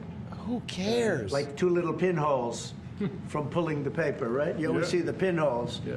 It's real easy to tell about auto pen. I think it's very disrespectful to people when they get an auto pen signature. Outside, auto pen to me are used when thousands of letters come in from young people all over the country and you want to get them back. And, you know, people use auto pens for that, to send a little signature at the bottom of a letter. We have thousands of them. We get thousands of letters a week. And it's not possible to, you know, do. I'd like to do it myself, but you can't do it. To me, that's where auto pens start and stop. But I'm sure that he didn't know many of the things. Look, he was never for open borders. He was never for transgender for everybody. What he was are we never talking for about? Men playing in women's sports. I mean, he changed. I mean, all of these things that changed so radically. I don't think he had any idea. What are we talking about? What was, frankly, I said it during the debate, and I say it now. He didn't have much of an idea what was going on. Mr. President, He shouldn't be. I mean, essentially, whoever used the auto pen was the president. And that is wrong. It's illegal. It's so bad. And it's so disrespectful to our country. Mr. President. Mr. President, will you leave your troops in Germany? And if I may ask a question to the Chancellor to answer in German for the German audience, how has your first encounter been? The answer is yes. We'll talk about that. But if they'd like to have them there, yeah, we have a lot of them, about 45,000. It's a lot of troops. It's a city when you think of it. That's good economic development. They're highly paid troops, and they spend a lot of money in Germany. But the relationship with Germany. We do have a lot of troops, and we have bases in Germany, and that's where I grew up. I grew up on a military base in Germany, a NATO base actually, and yeah, I'd like to hear Mertz's answer. But you know, realistically, if Germany is going to militarize more, then they're going to want U.S. troops out. Of course. If they're not under the U.S. security umbrella, and by the way, it's like extremely expensive for the U.S. to do this for no real reason. Germany is very important. Yeah, we'll be doing that. No problem. May I say a few words in German to Yes, the German please. public? So, danke für die Frage. Wir sind hier im Weißen Haus und ich bedanke mich What a beim beautiful Präsidenten language, für den sehr folks. freundlichen Empfang im Oval Office in diesem ja, weltweit bekannten Raum. Ich freue mich sehr, hier zu sein und wir bereiten eine Vertiefung unserer Zusammenarbeit vor. Ich freue mich sehr darüber. It just flows off the tongue. Do you speak English because you speak such good English? Is it as good as your German, would you say? Do you feel, do you it's feel not more my mother comfortable? tongue. No, it's not my mother tongue, but I try to understand almost everything and Yeah, very to good. speak as good as I can. Very good. You know, that's Mr. President, you've made it's an achievement. It's one of the dumbest questions I ever heard in my life. Sorry, I feel like maybe this is too mean. Like it's not that big a deal, but that's such a dumb fucking question to ask a native German. That's such a dumb fucking question. It's just like an embarrassing question to ask. Like if I was at like a dinner party and someone asked that, I would cringe. It's like not a big deal. Is that, you know, it's not a problem to me, but that's just cringe. That's actually Mr. President, can we follow up on the auto pen? Thank you, Mr. President. The criticism that I've seen, and I'm sure you've seen, regarding Elon Musk and your big, beautiful bill, what's your reaction to that? Do you think it in any way hurts passage in the Senate, which of course, what is you're seeking? Well, look, you know, I've always liked Elon, and it's always very surprised. You saw the words he had for me, the words of, and he hasn't said anything about me that's bad. I'd rather have him criticize me than the bill, because the bill... Shouldn't have said that. Shouldn't have said that, bro, because he did, and it got way worse. It got way worse. Is incredible. It's the biggest cut in the history of our country. We've never cut. It's about 1.6 trillion in cuts. It's the biggest tax cut. Tax, you would say, people's taxes will go way down, but it's the biggest tax cut in history. It's we are doing things in that bill that are unbelievable. And when you look at what we're doing for small businesses, for people, for middle-income people, all of the things that we're... What about people who make more than $980,000 a year? What about that? You're not really going to mention that, but that's the biggest beneficiary of these tax cuts. Aiden fucking Calvin and the Yard Boys are getting a tax cut. Okay? Is that what we want? We want people that work one day a week and get 50 grand get a tax cut? No. Nobody's ever seen anything like it. And, you know, Elon's upset because we took the EV mandate, and, you know, which was a lot of money for electric vehicles. And, you know, they're having a hard time, the electric vehicles. And they want us to pay billions of dollars in subsidy. And, you know, Elon knew this from the beginning. He knew it for a long time ago. That's been in there. That's been, I would say, JD, that hasn't changed. That's been right from the beginning. Mr. Oh, JD's there? I think, Mr. Secretary, that hasn't changed at all, right from the beginning. But I know that it disturbed him. He wanted, and rightfully, you know, he recommended somebody from that he, I guess, knew very well. I'm sure he respected him, but to run NASA. And I didn't think it was appropriate. And he happened to be a Democrat, like totally Democrat. And I say, you know, look, we won. We get certain privileges, and one of the privileges, we don't have to appoint a Democrat. NASA is very important. We have great people. General K. I didn't bring this up. I forgot about this.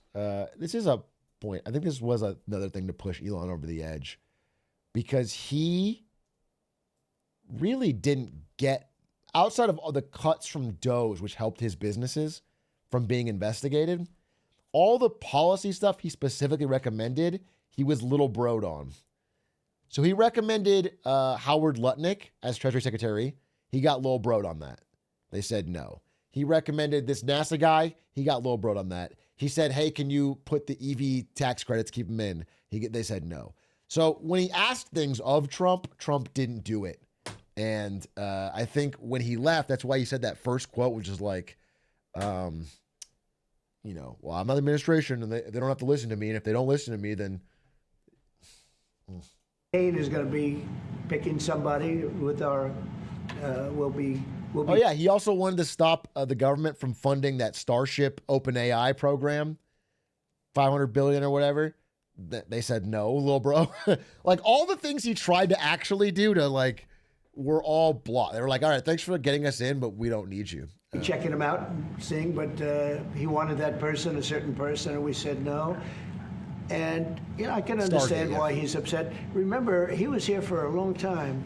You saw a man who was very happy when he stood behind the Oval desk, and even with the black eye, I said, do you want a little makeup? We'll get you a little makeup.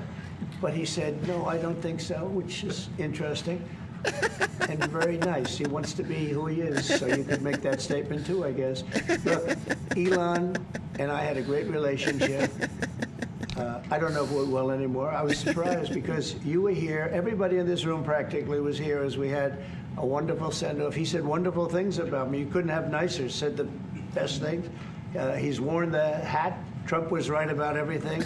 And I am right about the great, big, beautiful bill. We call it a great, big, beautiful bill because that's what it is. He almost said everything, dude. He almost said, and I am right about everything. Yeah. And again, biggest tax cuts in history, biggest economic development moves anywhere. We've never done anything like it. Business is spurred. And I don't know if you've seen the numbers, but the numbers came out. Even the CBO, which is run by Democrats, said that we're going to be doing, you know, I'd like you to discuss it, the $2.8 trillion that CBO, this is a group of people that are Democrats. They're very hostile to us. They just came out with phenomenal numbers, what it does. You want to mention that, Scott? Yes, sir. So what we've seen is we keep hearing from the CBO that there's going to be a large deficit from the bill, which we disagree with, but using the CBO scoring, they came out and scored the tariff revenue. We think it'll be the minimum of $2.8 trillion over the 10-year window, which actually puts the bill in surplus if you include the tariff revenue, which they won't do. It gives you a tremendous surplus, but we're not allowed to use that. For some reason, they say scoring. Nobody knows what scoring means. Maybe a couple of people, but nobody. Somebody sits in the background. They say, well, we're not going to allow that. They're not allowing other things that we have that are tremendously profitable for our country. But the tariffs are not a component of the bill. They're scoring the bill on whether the bill individually is good or bad for the deficit.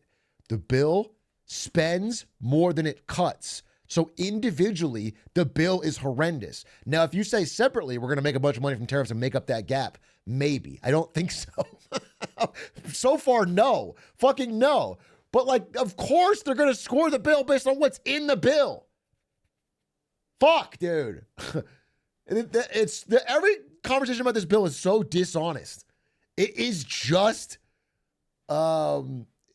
everything you ripped into Biden for on steroids in terms of, like, not caring about fiscal sanity. There's just no other way to put it. If the same bill was under Biden, you would be saying all the things that I'm saying right now. It doesn't add up. It doesn't add up. It's just borrowing a fuck ton more money, and we already are having trouble doing the auctions for the borrowing we're doing now. if you saw the other day, CNBC, they came out with numbers, and the people on the show, very good people, I've watched them for a long time, they couldn't believe the numbers. As Big A gets more tax cuts, he streams less. Exactly. And if you want me to stream on time, we have to stop this bill. Because if it goes through, I don't need to do any work at all. I don't need to do any work at all, bro. I'm going to sit on my fucking gold. How good they are. The numbers were incredible. And that was personal income and also very low inflation. We have very low inflation. We're down to 2% now, and maybe even lower than that. And when I took it over, it was a mess. Remember, we had the worst inflation probably in the history of our country. They say 48 years, but let's say I think it's worse than that. So we had the worst inflation in the history of our country under the Biden administration. Now we're down to a beautiful number, 2%. You'd actually like to keep it there. Better than zero is 2%. It's going down maybe to 1, and 1% is like perfect. That's perfect. You don't want to have zero for certain reasons that nobody is very interested to listen to. But we have almost perfect inflation. Grocery prices are down, everything. Remember eggs? We weren't going to buy another egg for the next 20 years. They were so expensive, right? Remember? You guys all hit me about eggs. Eggs have come down 400%. Everybody has eggs now. They're having eggs for breakfast again.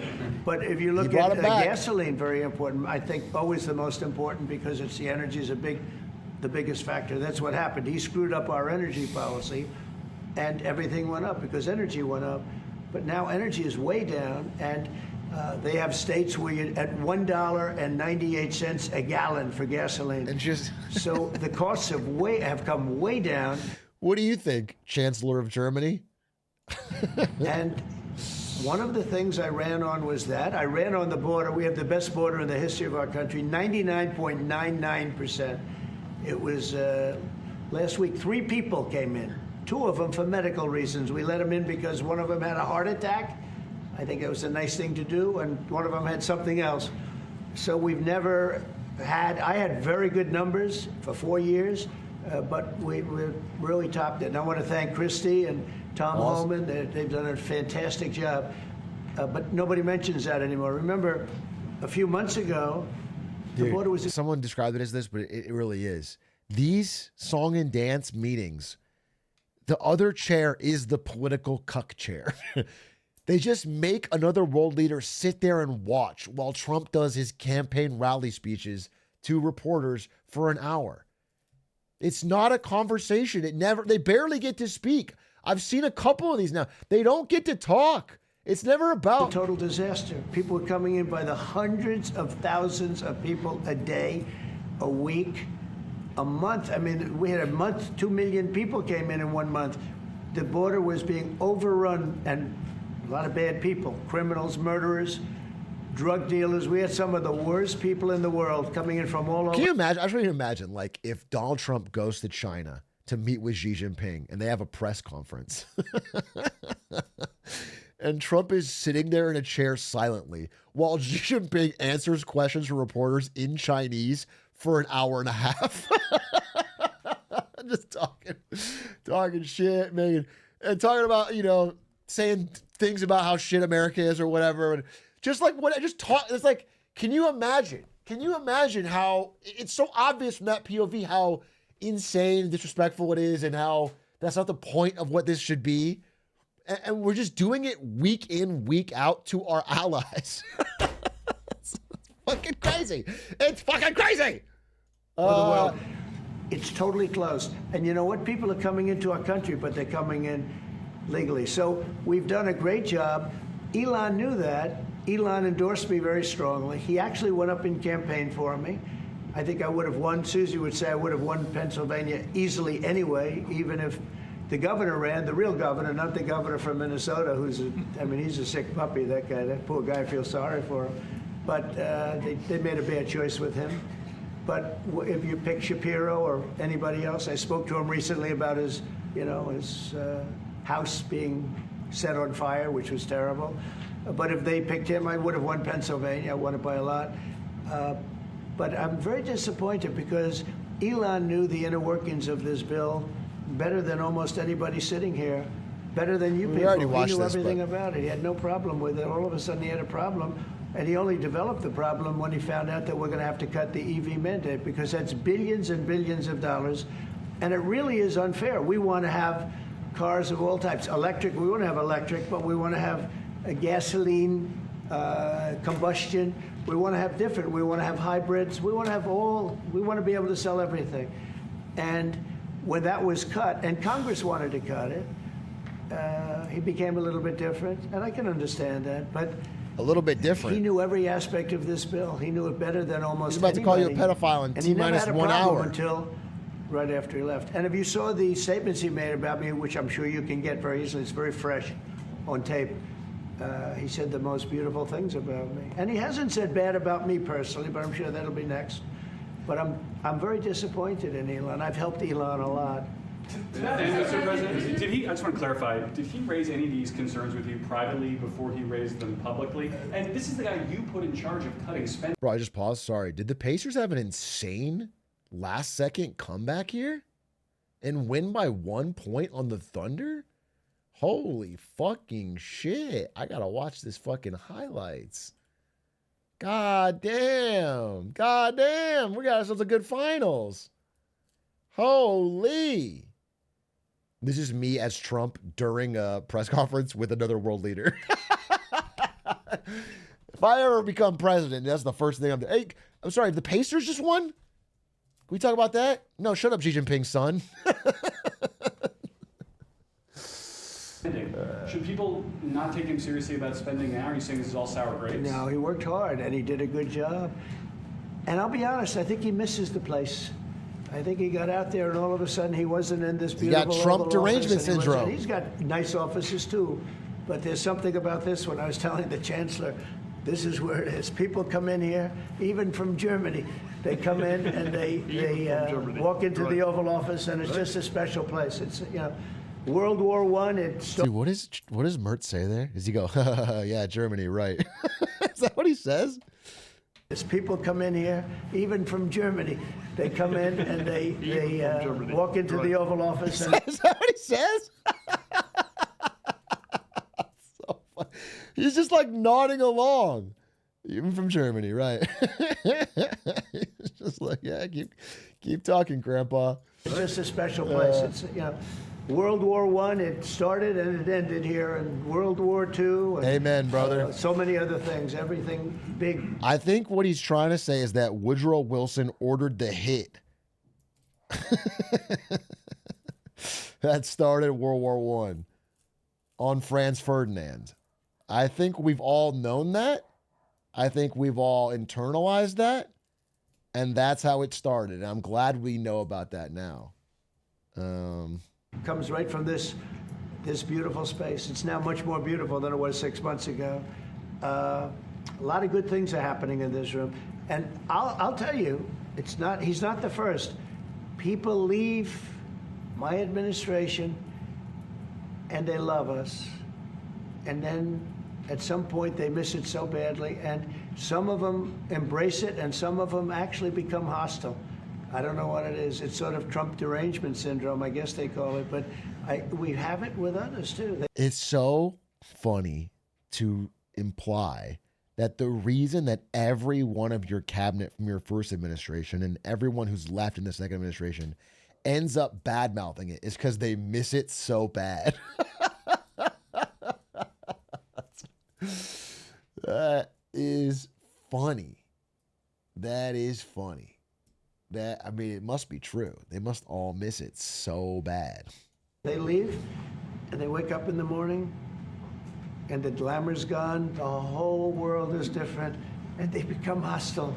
I don't know what it is. Someday you'll write a book about it and you'll let us know. Yeah. Mr. President, speaking of ending wars in this room, you were very critical of Vladimir Putin a couple of days ago. What kind of play is he playing from your perspective? What are his... Well, look, he got hit. He's been doing hitting, so I understand it. But he got hit hard, and I don't think he's playing games. I think I've always said he wanted the whole thing. This kid aged poorly. I'm going to say something that I've been reading a lot about the Ukraine stuff, trying to keep up. And it seems to me, so if you guys don't know, we talked about it with the Ukraine did an incredible drone attack deep behind Russian lines that took out a lot of their bombers, including part of their nuclear bombers. And then the next day, they blew up a key bridge in Russia, key for supply lines. And Russia has downplayed these attacks, but also said they're going to retaliate fiercely. But unless they are going to escalate to nuclear war, my understanding, from as much research as I can do, is that there's not like some secret extra gear they can go to. There's not like some lever they can pull they haven't pulled outside of nuclear weapons. They don't have like it's mostly an empty threat because the methods they've had to try and gain territory or ground don't exist. So yeah, they don't. You say more people to the meat grinder, but like they've already thrown many people into the meat grinder. It's just interesting. I think it seems more empty of a threat than anything. I don't know how they can. You said this before. Okay, well, yeah. I want to clarify that. That's where I'm standing. We'll see what happens. I'm sure they're gonna do something, or announce something, or I don't know. But I don't see what gear they have. They've been in like near total war. I thought he wanted the entire everything having to do with Ukraine. That's something that would have never happened if I were president. The election was rigged. I didn't get to be president, but I got to be president now. And I think it's a much more important presidency. Other than a couple of things like that, the war would have never happened. The war with Ukraine, with Putin, would have never happened, ever, not even a chance. And it didn't happen for 4 years. And it wasn't thought of. I used to talk to him about Ukraine a lot. It was the apple of his eye, but he would have never done what he did. And I think mistakes were made by him, but I think mistakes were made by other people. The president should have never allowed that war.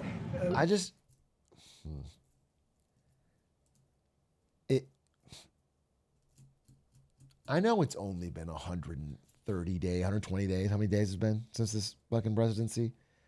But man, I'm getting more and more of a sinking feeling that he's going to be talking like this up until the last day of his term.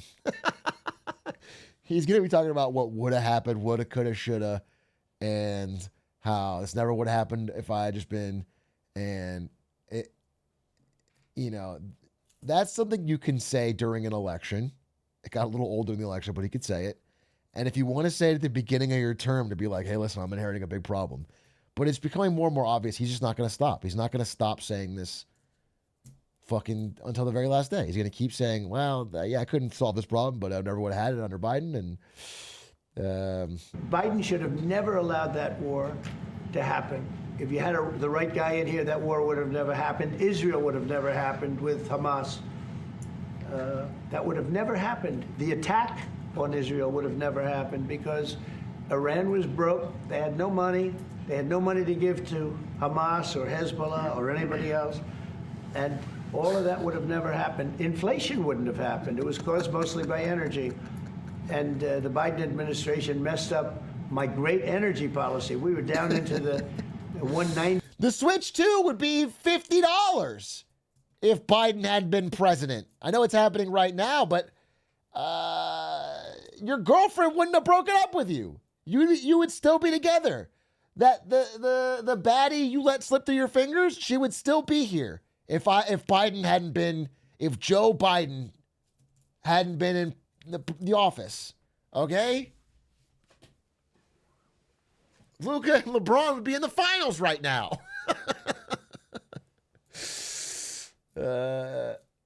Harambe would be alive. And it would have never happened. It was caused by energy and their bad spending on the Green New Scam and other things that they spent on.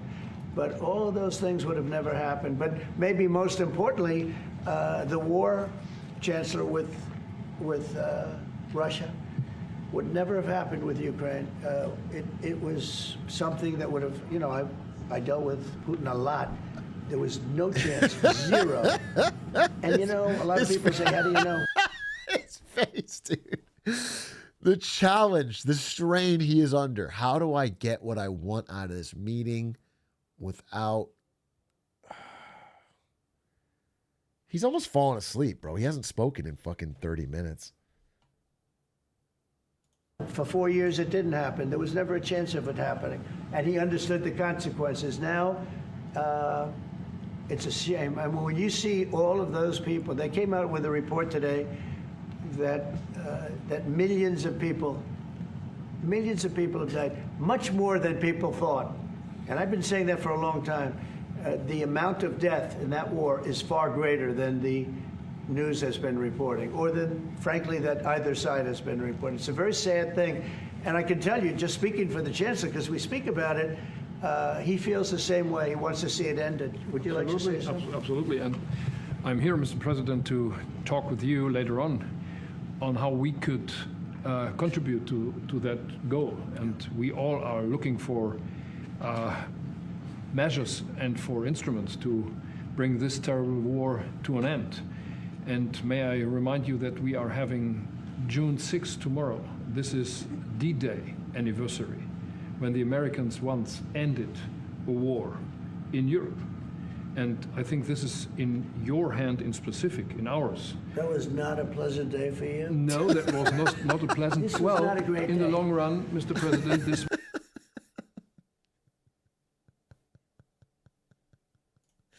Dude, I fucking hate it. I fucking hate it. Dude, he's trying so hard to be diplomatic. You know, what you're saying, by the way, with that joke is calling him a Nazi, that he is part of the German Nazi party. That's a pleasant day for him. It is a pleasant day for anyone in Germany who's not pro-Nazi, because it meant their country eventually got freed from Hitler. Was the liberation of my country from Nazi dictatorship. That's true. So, that's true. And we know what we owe you. But this is the reason why I'm saying that America is again in a very strong position to do something on this war and ending this war. So let's talk about what we can do jointly, and we are ready to. But first, 10 more questions for Trump. That we gave support to Ukraine, and that we are looking for more pressure on Russia. The European Union did, and we should talk about that. We will talk about it. Yeah. And, you know, it's good timing. The numbers for our country are through the roof, the economic numbers.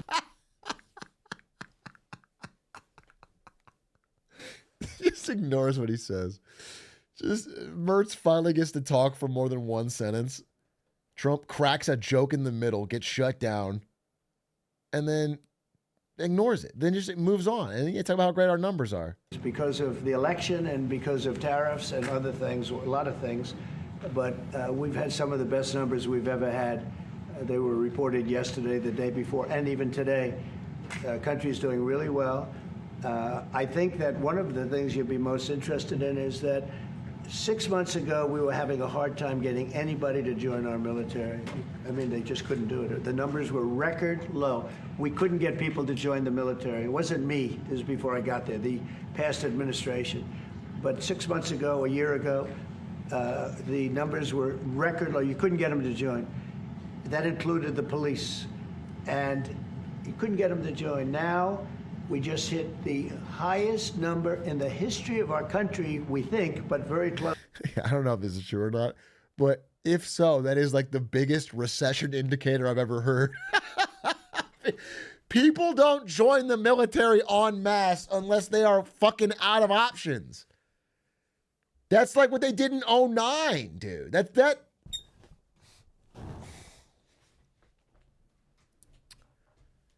That is a sign that poor people are totally out of options. But the highest in the history of our country, recruitment, joining the Army, Navy, Air Force, Marines, Coast Guard, police forces all over the country. What did you do for that? What was the reason? Spirit. They love our country again, you know?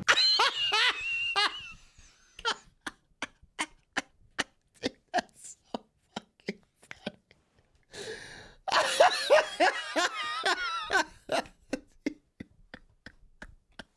Spirit.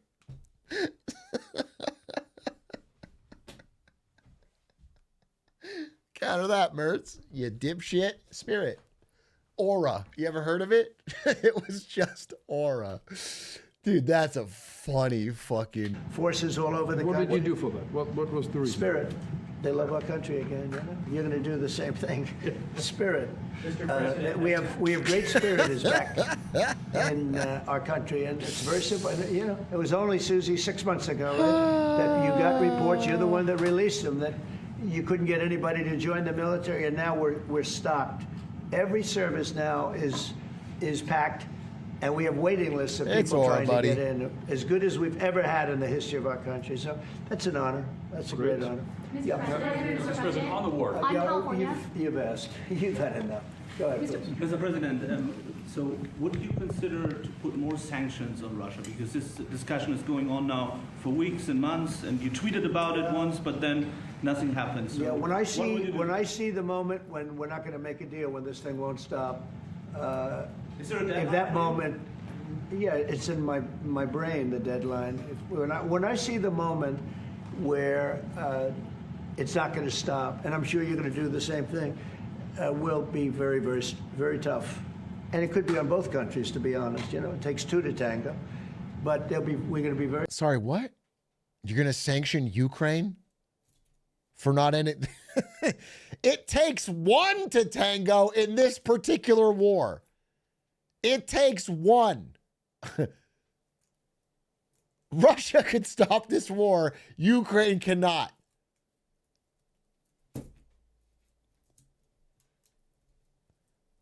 He's talking about Russia sanctions? Yeah, he's talking about Russia sanctions, but he said we could also sanction Ukraine. Did you hear what he said? So we might sanction them both because it takes two to tango. Very tough. Whether it's Russia or anybody else, we're going to be very tough. That's a bloodbath that's going on over there. And when I see the moment where I say, well, they're going to just keep fighting. You know, I gave the analogy yesterday when I spoke to President Putin. I had a 2-hour and 15-minute call with him. Sometimes, and this is me speaking maybe in a negative sense, but sometimes you see two young children fighting like crazy. They hate each other and they're fighting in a park. And you try and pull them apart. They don't want to be pulled. Sometimes you're better off letting them fight for a while and then pulling them apart.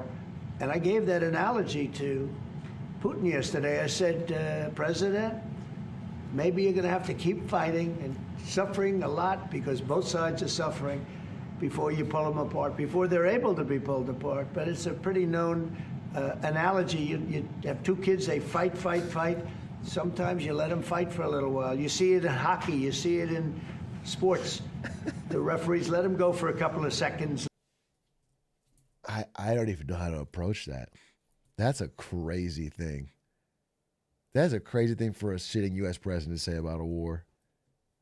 Can you imagine FDR saying that about World War II or something. You gotta let them fight for a while. You gotta let. That's crazy, dude. That's crazy. But also, like, even if I were to take it at face value, they've been fighting for a while.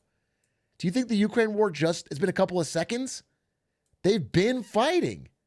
Millions are dead. You said that earlier in this conversation.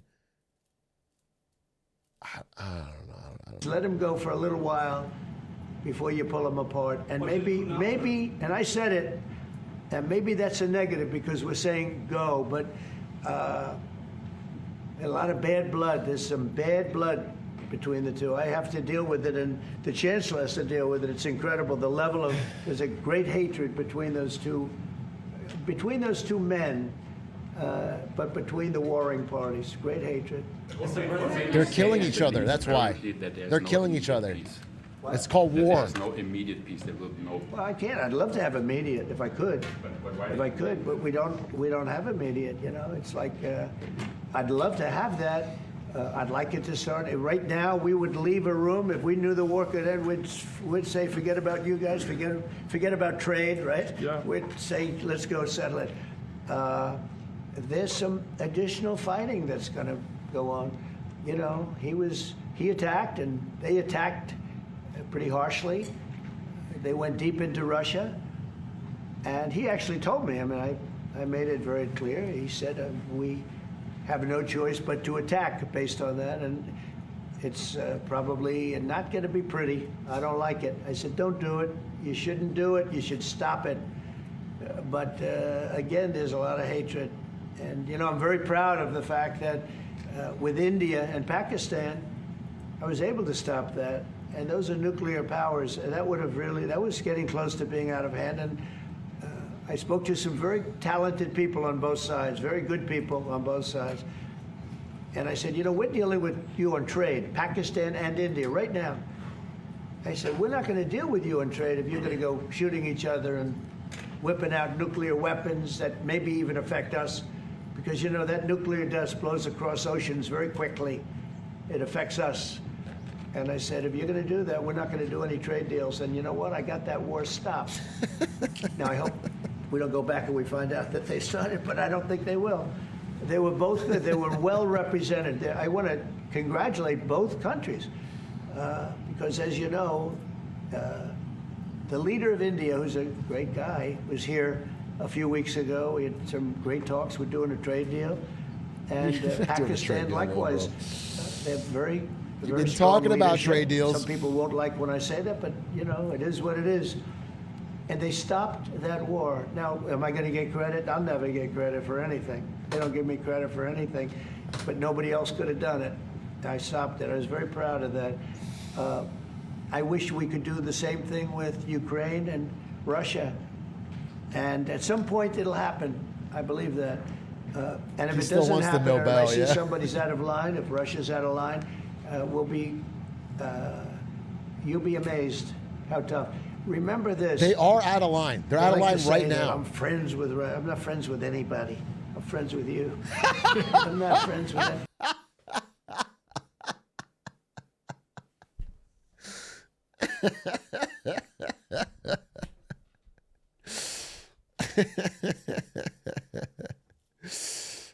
I want the right thing to happen for our country, for everybody, for humanity. But I'm the one that stopped the pipeline. It's called Nord Stream 2. Until I came along, nobody ever heard, not one person in this room ever heard of Nord Stream 2. He better correct himself. Because he's sitting next to the Chancellor of Germany. He's quite aware of Nord Stream 2, dude. Yeah, I think he's going to correct himself because that's crazy. You probably did because I went to Germany. He's the only one knowing that this was a mistake. But I stopped him. I stopped it. Yeah, and you've said that openly. Yeah. It was a mistake because, and I used to go with Angela. I'd say, well, wait a minute. We're spending all this money to defend you against Russia, and then you're giving Russia billions of dollars a month. What kind of a deal is that? You know, which was, but you said it better than anybody else. I appreciate it. But I'm the one that stopped it. And that was the biggest economic development job, if you want to call it that, in the history, think of it, in the history of Russia. That was a massive It's the biggest pipeline in the world. It's going to go all over Europe, not only to Germany. You know, they were Germany, but then they were branching off all over to Europe. Nobody ever heard of, not one person of you heard of it. And I stopped it. It was dead. And then they say, I'm friends with Putin. I got along with him. He respected me, I respected him. It would have never happened. But I stopped Nord Stream 2. When Biden came in, almost the first week, he approved it. He let it be built. And then they say that I wasn't tough on Russia. Putin said to me, you know, you're not tough on Russia. You stopped the biggest, most important job we've ever done. There is no fucking way Vladimir Putin told you that. You're not tough on Russia? No, you just stopped our biggest. There's no fucking way in any world that Putin said that. What are you talking about? Putin said to me, you know, you're not tough on Russia. You stopped the biggest, most important job we've ever done. You stopped it. And Biden came in and he let it be built. And I'll tell you what, I'll never forget the day I had it totally stopped. They weren't building. They gave up on it. They weren't able to. And then Biden came in and he let him build. I couldn't believe it. Okay, one or two questions more, please. Any questions? Any question for the Chancellor? Continue. Go ahead for the Chancellor. That would be one. I like his answers much better. Would you continue to support Ukraine? Yeah, I'm with Ukraine. We just signed a big deal What a shit on question. rare earth with Ukraine, and we want to. I want to. You know what? I'm for stopping killing. Really, that's Wow. what I'm for. Again, a war that would have never Brave. started, should have never started. I want to see the killing stop. We spent 350. Didn't he say the next question should be for the Chancellor and pointed to him and said, I'd like to hear his answers? And then he jumped on the first answers, and now Mertz is still sitting there silently while Trump monologues about the same things he already said in this conversation. He talks about how he's for stopping killing. Even though minutes ago he said, we got to let them fight it out. They're like two kids. They're like two kids in a hockey game. And sometimes the refs don't pull them off right away. Am I just finding a couple cracks in the logic from the fucking conversation that I'm watching live? $1 billion, much more than Europe, but Europe spent a lot also. And they spent way over $100 billion. Yeah. So you're talking about close to $500 billion went into that whole thing. And it's not even the money, and I know with you too, it's a lot of money, but it's the death that's being caused. We went to the Middle East. I went last week to the Middle East. We took in $5.1 trillion. That's many, many times. That's 30, 40 times, 50 times more than what we're talking about. It's think of that, $5.1 trillion of investment with one trip that lasted 4 days. Totally. So it's not the money. Totally fabricated. The trillion, 5.1 trillion is like, what is it, 10 times the GDP of the country that he went to. It's not, it's fucking, and it's for like promised investment in the U.S., not money going into the United States government's coffers. It's not, it's just a complete fabrication. It's just a complete like headline. Money. Mertz is fucking smirking. Look at Mertz. He's cheesing, bro. He's fucking cheesing. And he got to hold himself. It's a little bit of money, but not the money, the big thing. The big thing is the death. The death of, and really the decimation. You've lost a whole culture. You know, Ukraine had the most beautiful turrets. They call them turrets, the little towers, beautiful towers. The most beautiful in the world. They're all now laying on their side, blown to smithereens. It'll never happen again. They've taken away the culture of a country. They've taken away the heritage of a country. It's a terrible thing. But most importantly, again, is the death. But you can't understand why Zelensky doesn't get along with Putin. You don't get. He has a real hatred for the man. You don't seem to understand where that comes from. In the same breath as you described the millions dead and the culture destroyed and the towers taken down but you can't possibly fathom how this is 5,000 plus people. It doesn't make week, sense. I get it. Soldiers are being killed. He doesn't want that, and I don't want that. Okay, one more. Yeah, please. Thank you. Mr. President, do you support the Graham bill on putting high tariffs on China? I have not looked at it, but they'll be guided by me. That's the way it's supposed to be. They're going to be guided by me. No, I haven't looked at it. It's a bill on sanctions, etc. I'm a very quick study. At the right time, I'll do what I want to do. But it could very well be okay. I'll have to see. But they're waiting for me to decide on what to do, and I'll know maybe very soon. It's a harsh bill. Yeah, very harsh. We'll take one more on the auto pen. Yeah, I would like to have a question to the Chancellor as well. Because, Okay. Do you agree with the analogy the President made on the war between Russia and Ukraine as being a fight between two kids? Oh, shit. Is that how you view that as well? And what do you actually want the U.S. President to do in this? Well, I think we both agree on this war and how terrible this war is going on. And Okay, good save. He passed the quick time event, dude. He passed the quick time event. I think what we agree on is that death is bad. Press the X at the right time. we are both looking for ways to stop it very soon. And I told the president before we came in that he is the key person in the world who can really do that now by putting pressure on Russia. And we will have this debate later on again, how we can proceed jointly between the Europeans and the Americans.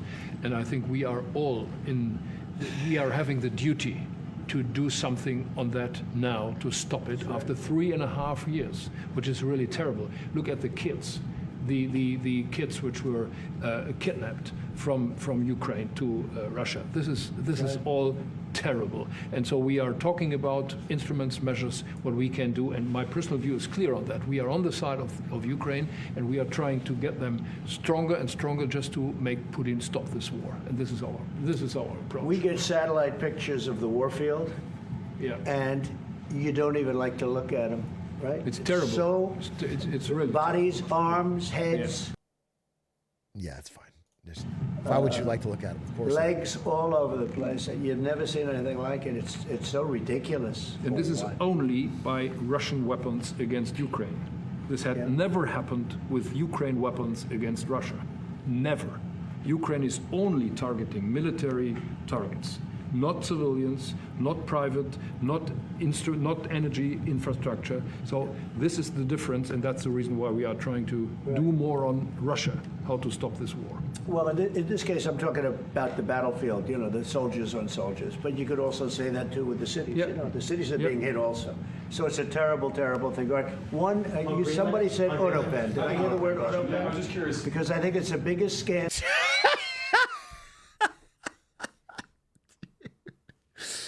Talking about the mangled bodies in the Ukraine. Did someone say autopen? I think I heard autopen. I just heard autopen. Do I hear autopen? Maybe in the last 100 years in this country. So when I hear that word, I think it has to be discussed because the fake news will try and hide it, and we can't do that. Well, that's what I'm asking. Have you uncovered any evidence that anything specific was signed without President Biden's knowledge or by other people in the administration acting illegally? Well, I don't think Biden would know whether or not he signed it. I'm asking if you've uncovered any of that information. No, but I've uncovered, the human mind. I was in a debate with the human mind, and I didn't think he knew what the hell he was doing. So, it's just one of those things, one of those problems. We can't ever allow that to happen to our country. The danger our country was in, and I know some of the people that worked with him, radical left, horrible people. And I could give you the name of some of the people that use the autopen, because I'm here, and I ask questions about people that were here also. There are a lot of people that were here when that happened, and they're here right now, and they'll answer your question very accurately. But I know some of the people that use that autopen, and those are not the people that had the same ideology as Joe Biden. These were radical left lunatics that used that, and they didn't get elected. He didn't get elected either, actually. Thank you very much, everybody. What a fucking note to end on. Dude, Mertz said so little in that fucking... God, that's a masterclass, folks. Honestly, now that I've seen it all, I'm proud to have that as my president. Atrioc 7s. It's just frustrating to me because I think anyone who watches that full through can agree, like, man, that he looks pretty fucking stupid. Like, I think anyone could do that. And then people call me fucking biased, dude. Oh, it's crazy.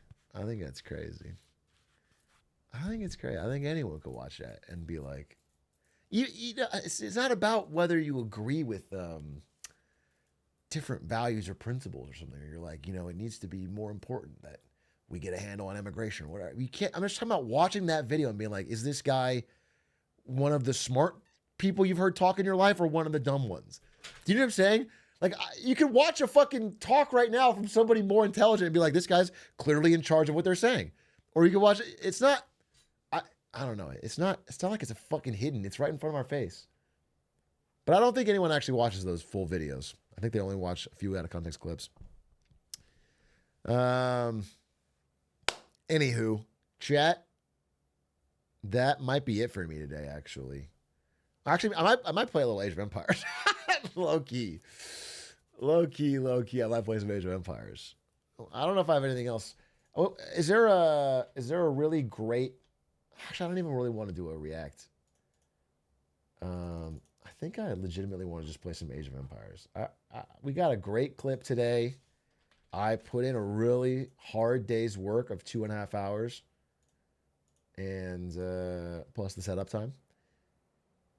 No. Why is that our thumbnail?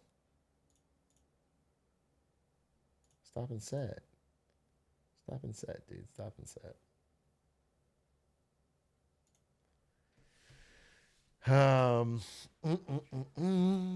React Pacers Thunder fourth quarter. Fuck, I just might. The thing is, I really love getting a post-stream snack and sitting on my couch and watching it. Watching the full highlights. So I probably will do that. I think, what is this overworking? What is this? What is that from? What is this? 2 hour uptime? What channel is that from? What's the meme?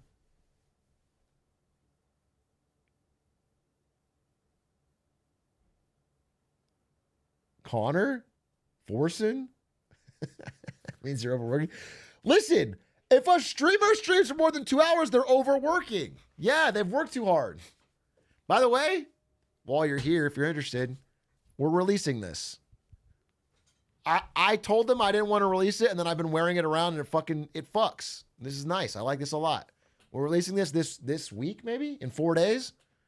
I got a lot of compliments on it. I like it. Yeah, I told him straight up no, and then I had a bunch of leftovers in my garage, and then I got so many fucking feedback, and then he said he was getting emails. The store guy was getting emails.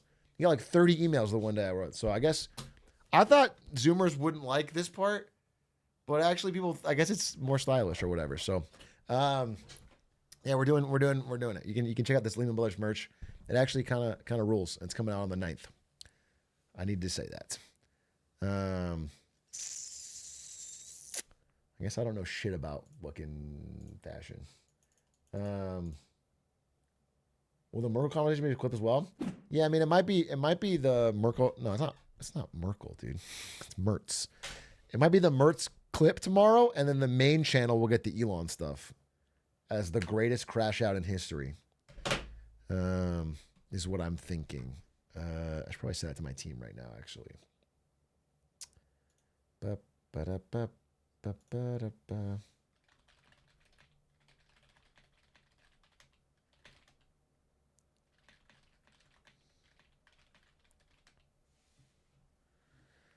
All right, AoE 2. If you guys don't know, I've been fucking addicted to Age of Empires 2 lately. I think it's such a fun-ass game. And, wait, was there anything? I don't make sure there's anything else. I mean, the main story today was Elon Trump, right? And I could probably do more tomorrow. But I just want to make sure that I don't miss any fucking craziness. Otherwise, I'll just play AoE. I bought some stuff. I bought, oh, wait. Vibe Shift. There's a brand new Almost Friday. They launched a new season. We'll watch that together. I wanted to watch it with you guys. There's a brand new Almost Friday. They're always fun to watch with chat. It's called Guys That Work from Coffee Shops. And it'll be a perfect way of like, okay, we've finished the politics. Let's just fucking relax and get in some gaming and some talking and some whatever. Guys that work from coffee shops. It says sent on my end. You should have try refreshing. Before we watch, does anyone here do this? Does anyone? You guys are saying so you. I don't work from coffee shop. I snobbily read the Financial Times at a coffee shop. Is that working? Only in the loosest sense. Only in the loosest sense. I don't.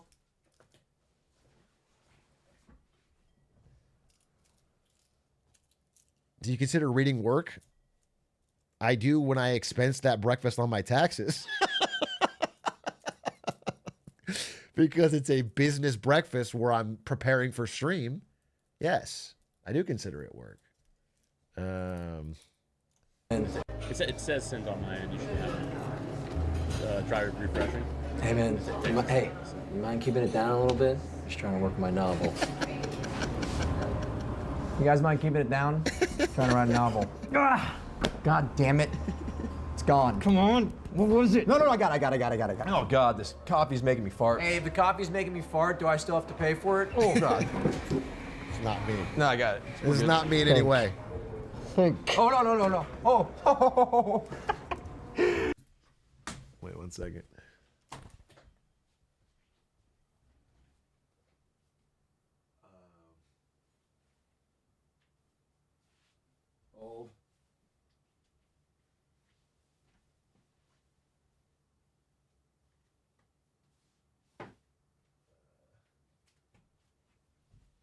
Dude, I can never find a goddamn book that I want.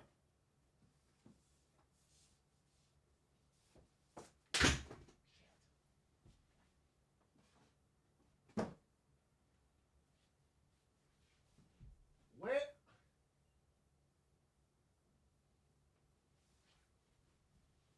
Okay. I'm not going to find it. I have the exact book he has on his table. That's The War for Art. I have this exact book. I was going to pull it out. It's going to be so funny. Think. Oh, no. Oh, this is good. I'm a genius. This is really good. Oh, yeah. Oscar, here I come. Hi. Yeah. Oh my gosh, I'm such a huge fan. I love Almost Friday TV. Actually, I don't really work with those guys anymore. Yeah, they're beneath me. I write screenplays now, so. Well, I'll leave you to it. Just wanted to say hi. This might be kind of weird, but would you maybe want to take my number?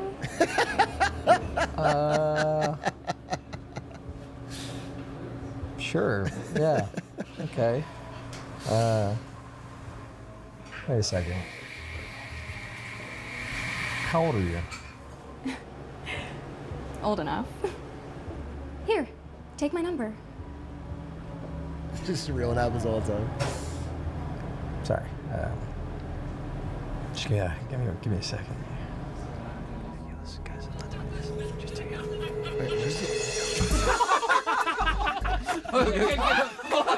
Get her number. Do it, get her number. Come on. Go.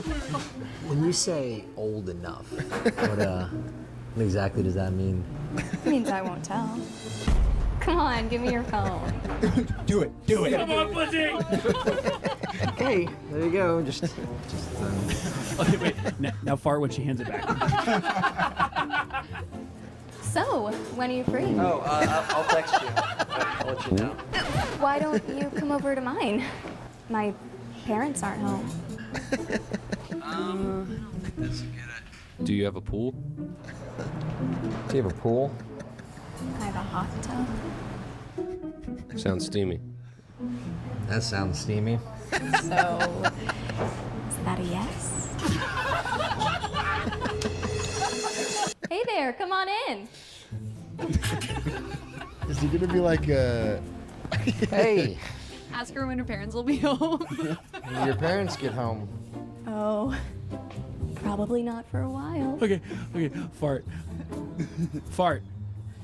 If you don't fart, I'm coming in there. All right, have it your way. Make yourself at home. I'm just gonna go freshen up. It's Chris Hansen, yeah. Do you have any condoms? No, I didn't. Wait, say you brought huge ones. Magnums. Magnums. Yeah, I got huge ones, Magnums. You think they'll fit me? Holy Is that Chris Hansen? Why don't you have a seat? That's Chris Hansen. You care to explain why you are at a miner's house right now, Chet? You think this is funny? You think preying on underage girls is a joke? No, absolutely not, Did sir. you ever even think to check Olivia's ID? Olivia? I thought her name was Candace. Olivia? I thought her name was Candace. Candace. Candy's nuts fit in your mouth? Candy's nuts fit in your mouth. I don't think you understand what's happening right now.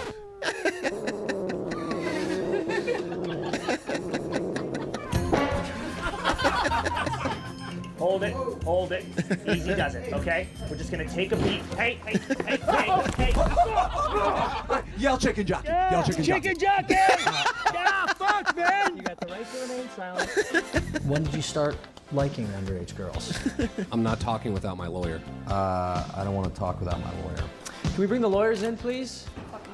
Please. My client doesn't like underage girls. He loves them. Are you admitting to statutory rape? Is it statutory if my client has a baby dick? Your Honor, this is all a misunderstanding. My Stop him. client is Represent part of a yourself. prank show. So, stop. You're fired. Sorry. Your Honor, I'd like to represent myself. Are you sure, son? Ask him if he likes Imagine Dragons. Do you like Imagine Dragons? Imagine Dragons? Imagine dragging these nuts across your face. Imagine dragging these nuts across your face. Your Honor, this is just the tip of the iceberg. I saw him do it and ask him about the jack-off parties. I sentence you to 5 years in the San Fernando Correctional Facility. Is that it, pussy? That it, pussy? You went 7 years. Make it 10, numbnuts. Make it 10, numbnuts.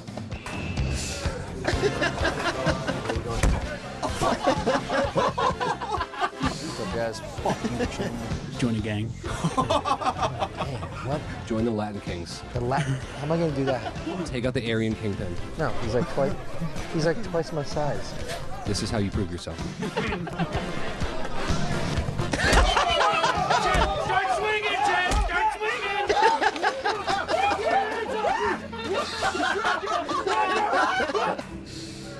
Hey, home. That was some shit back there. You know who you fucked up, homie? Smells like up dog in here. Smells like up dog. What the fuck is up, dog? Not much, man. How are you?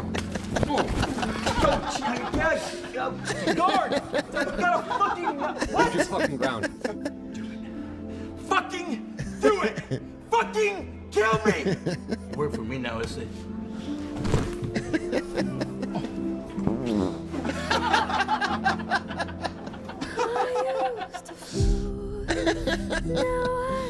That's a great clip. Hey, what's up, my homies? This phone right here, I need somebody to step up and key straight up their ass. Who's this gonna be, Do home? it. Say you'll do it.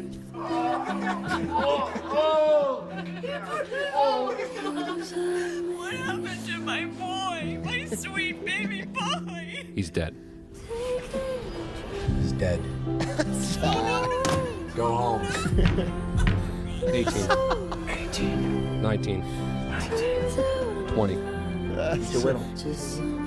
Órale, te llamé. Está, cabrones, mira, güey. Rat him out for cheating. Yo, I don't play with fucking cheaters, dog. Órale. Este pinche mamón, mira cómo habla el güey. Deflect. For what? Bury him. You gonna run along to the Aryans again? ¿Qué chingados estás hablando con los gabachos, güey? Ni es latino el cabrón. ¡Sácalo! Latino, güey, eres mamón, cabrón. See? What you gonna do about it, Holmes? Fuck you! No te agüites, mamá. Miglo, tú eres el único camarada que confío. Sangre por sangre. It's now or never. Here is number 2. It's time to ascend the throne. Make it quick. No. Sorry, kid.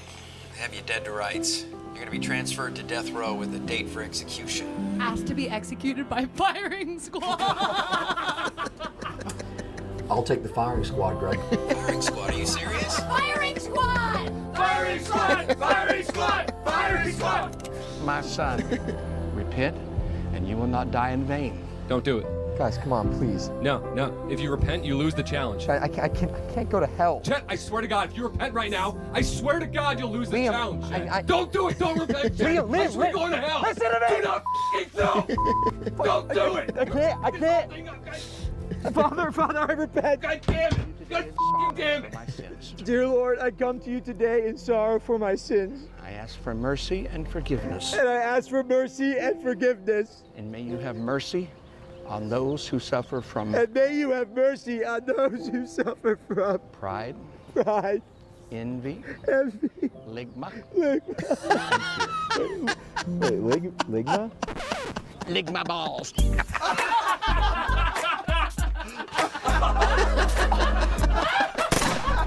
That makes Chet tonight's big loser, which means his funeral's open casket and fully nude. Hey guys, check out our new team in the D&D video we just dropped on. Damn, banger start to the new Almost Friday season. Cinema! They're like one of the few groups still doing great sketch YouTube right now. Huge respect, man. They had so many bangers. It's really funny. Honestly,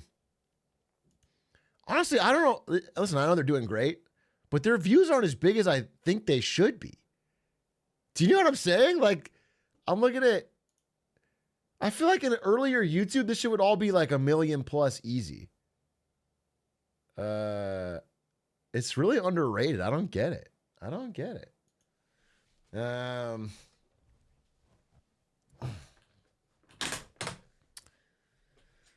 Anyway, it's a hoot. That was a blast. That was really funny. Okay, AoE 2. I'm done with the mainstream today. Thank you so much for watching. If you just wanted to see coverage and reaction, whatever, but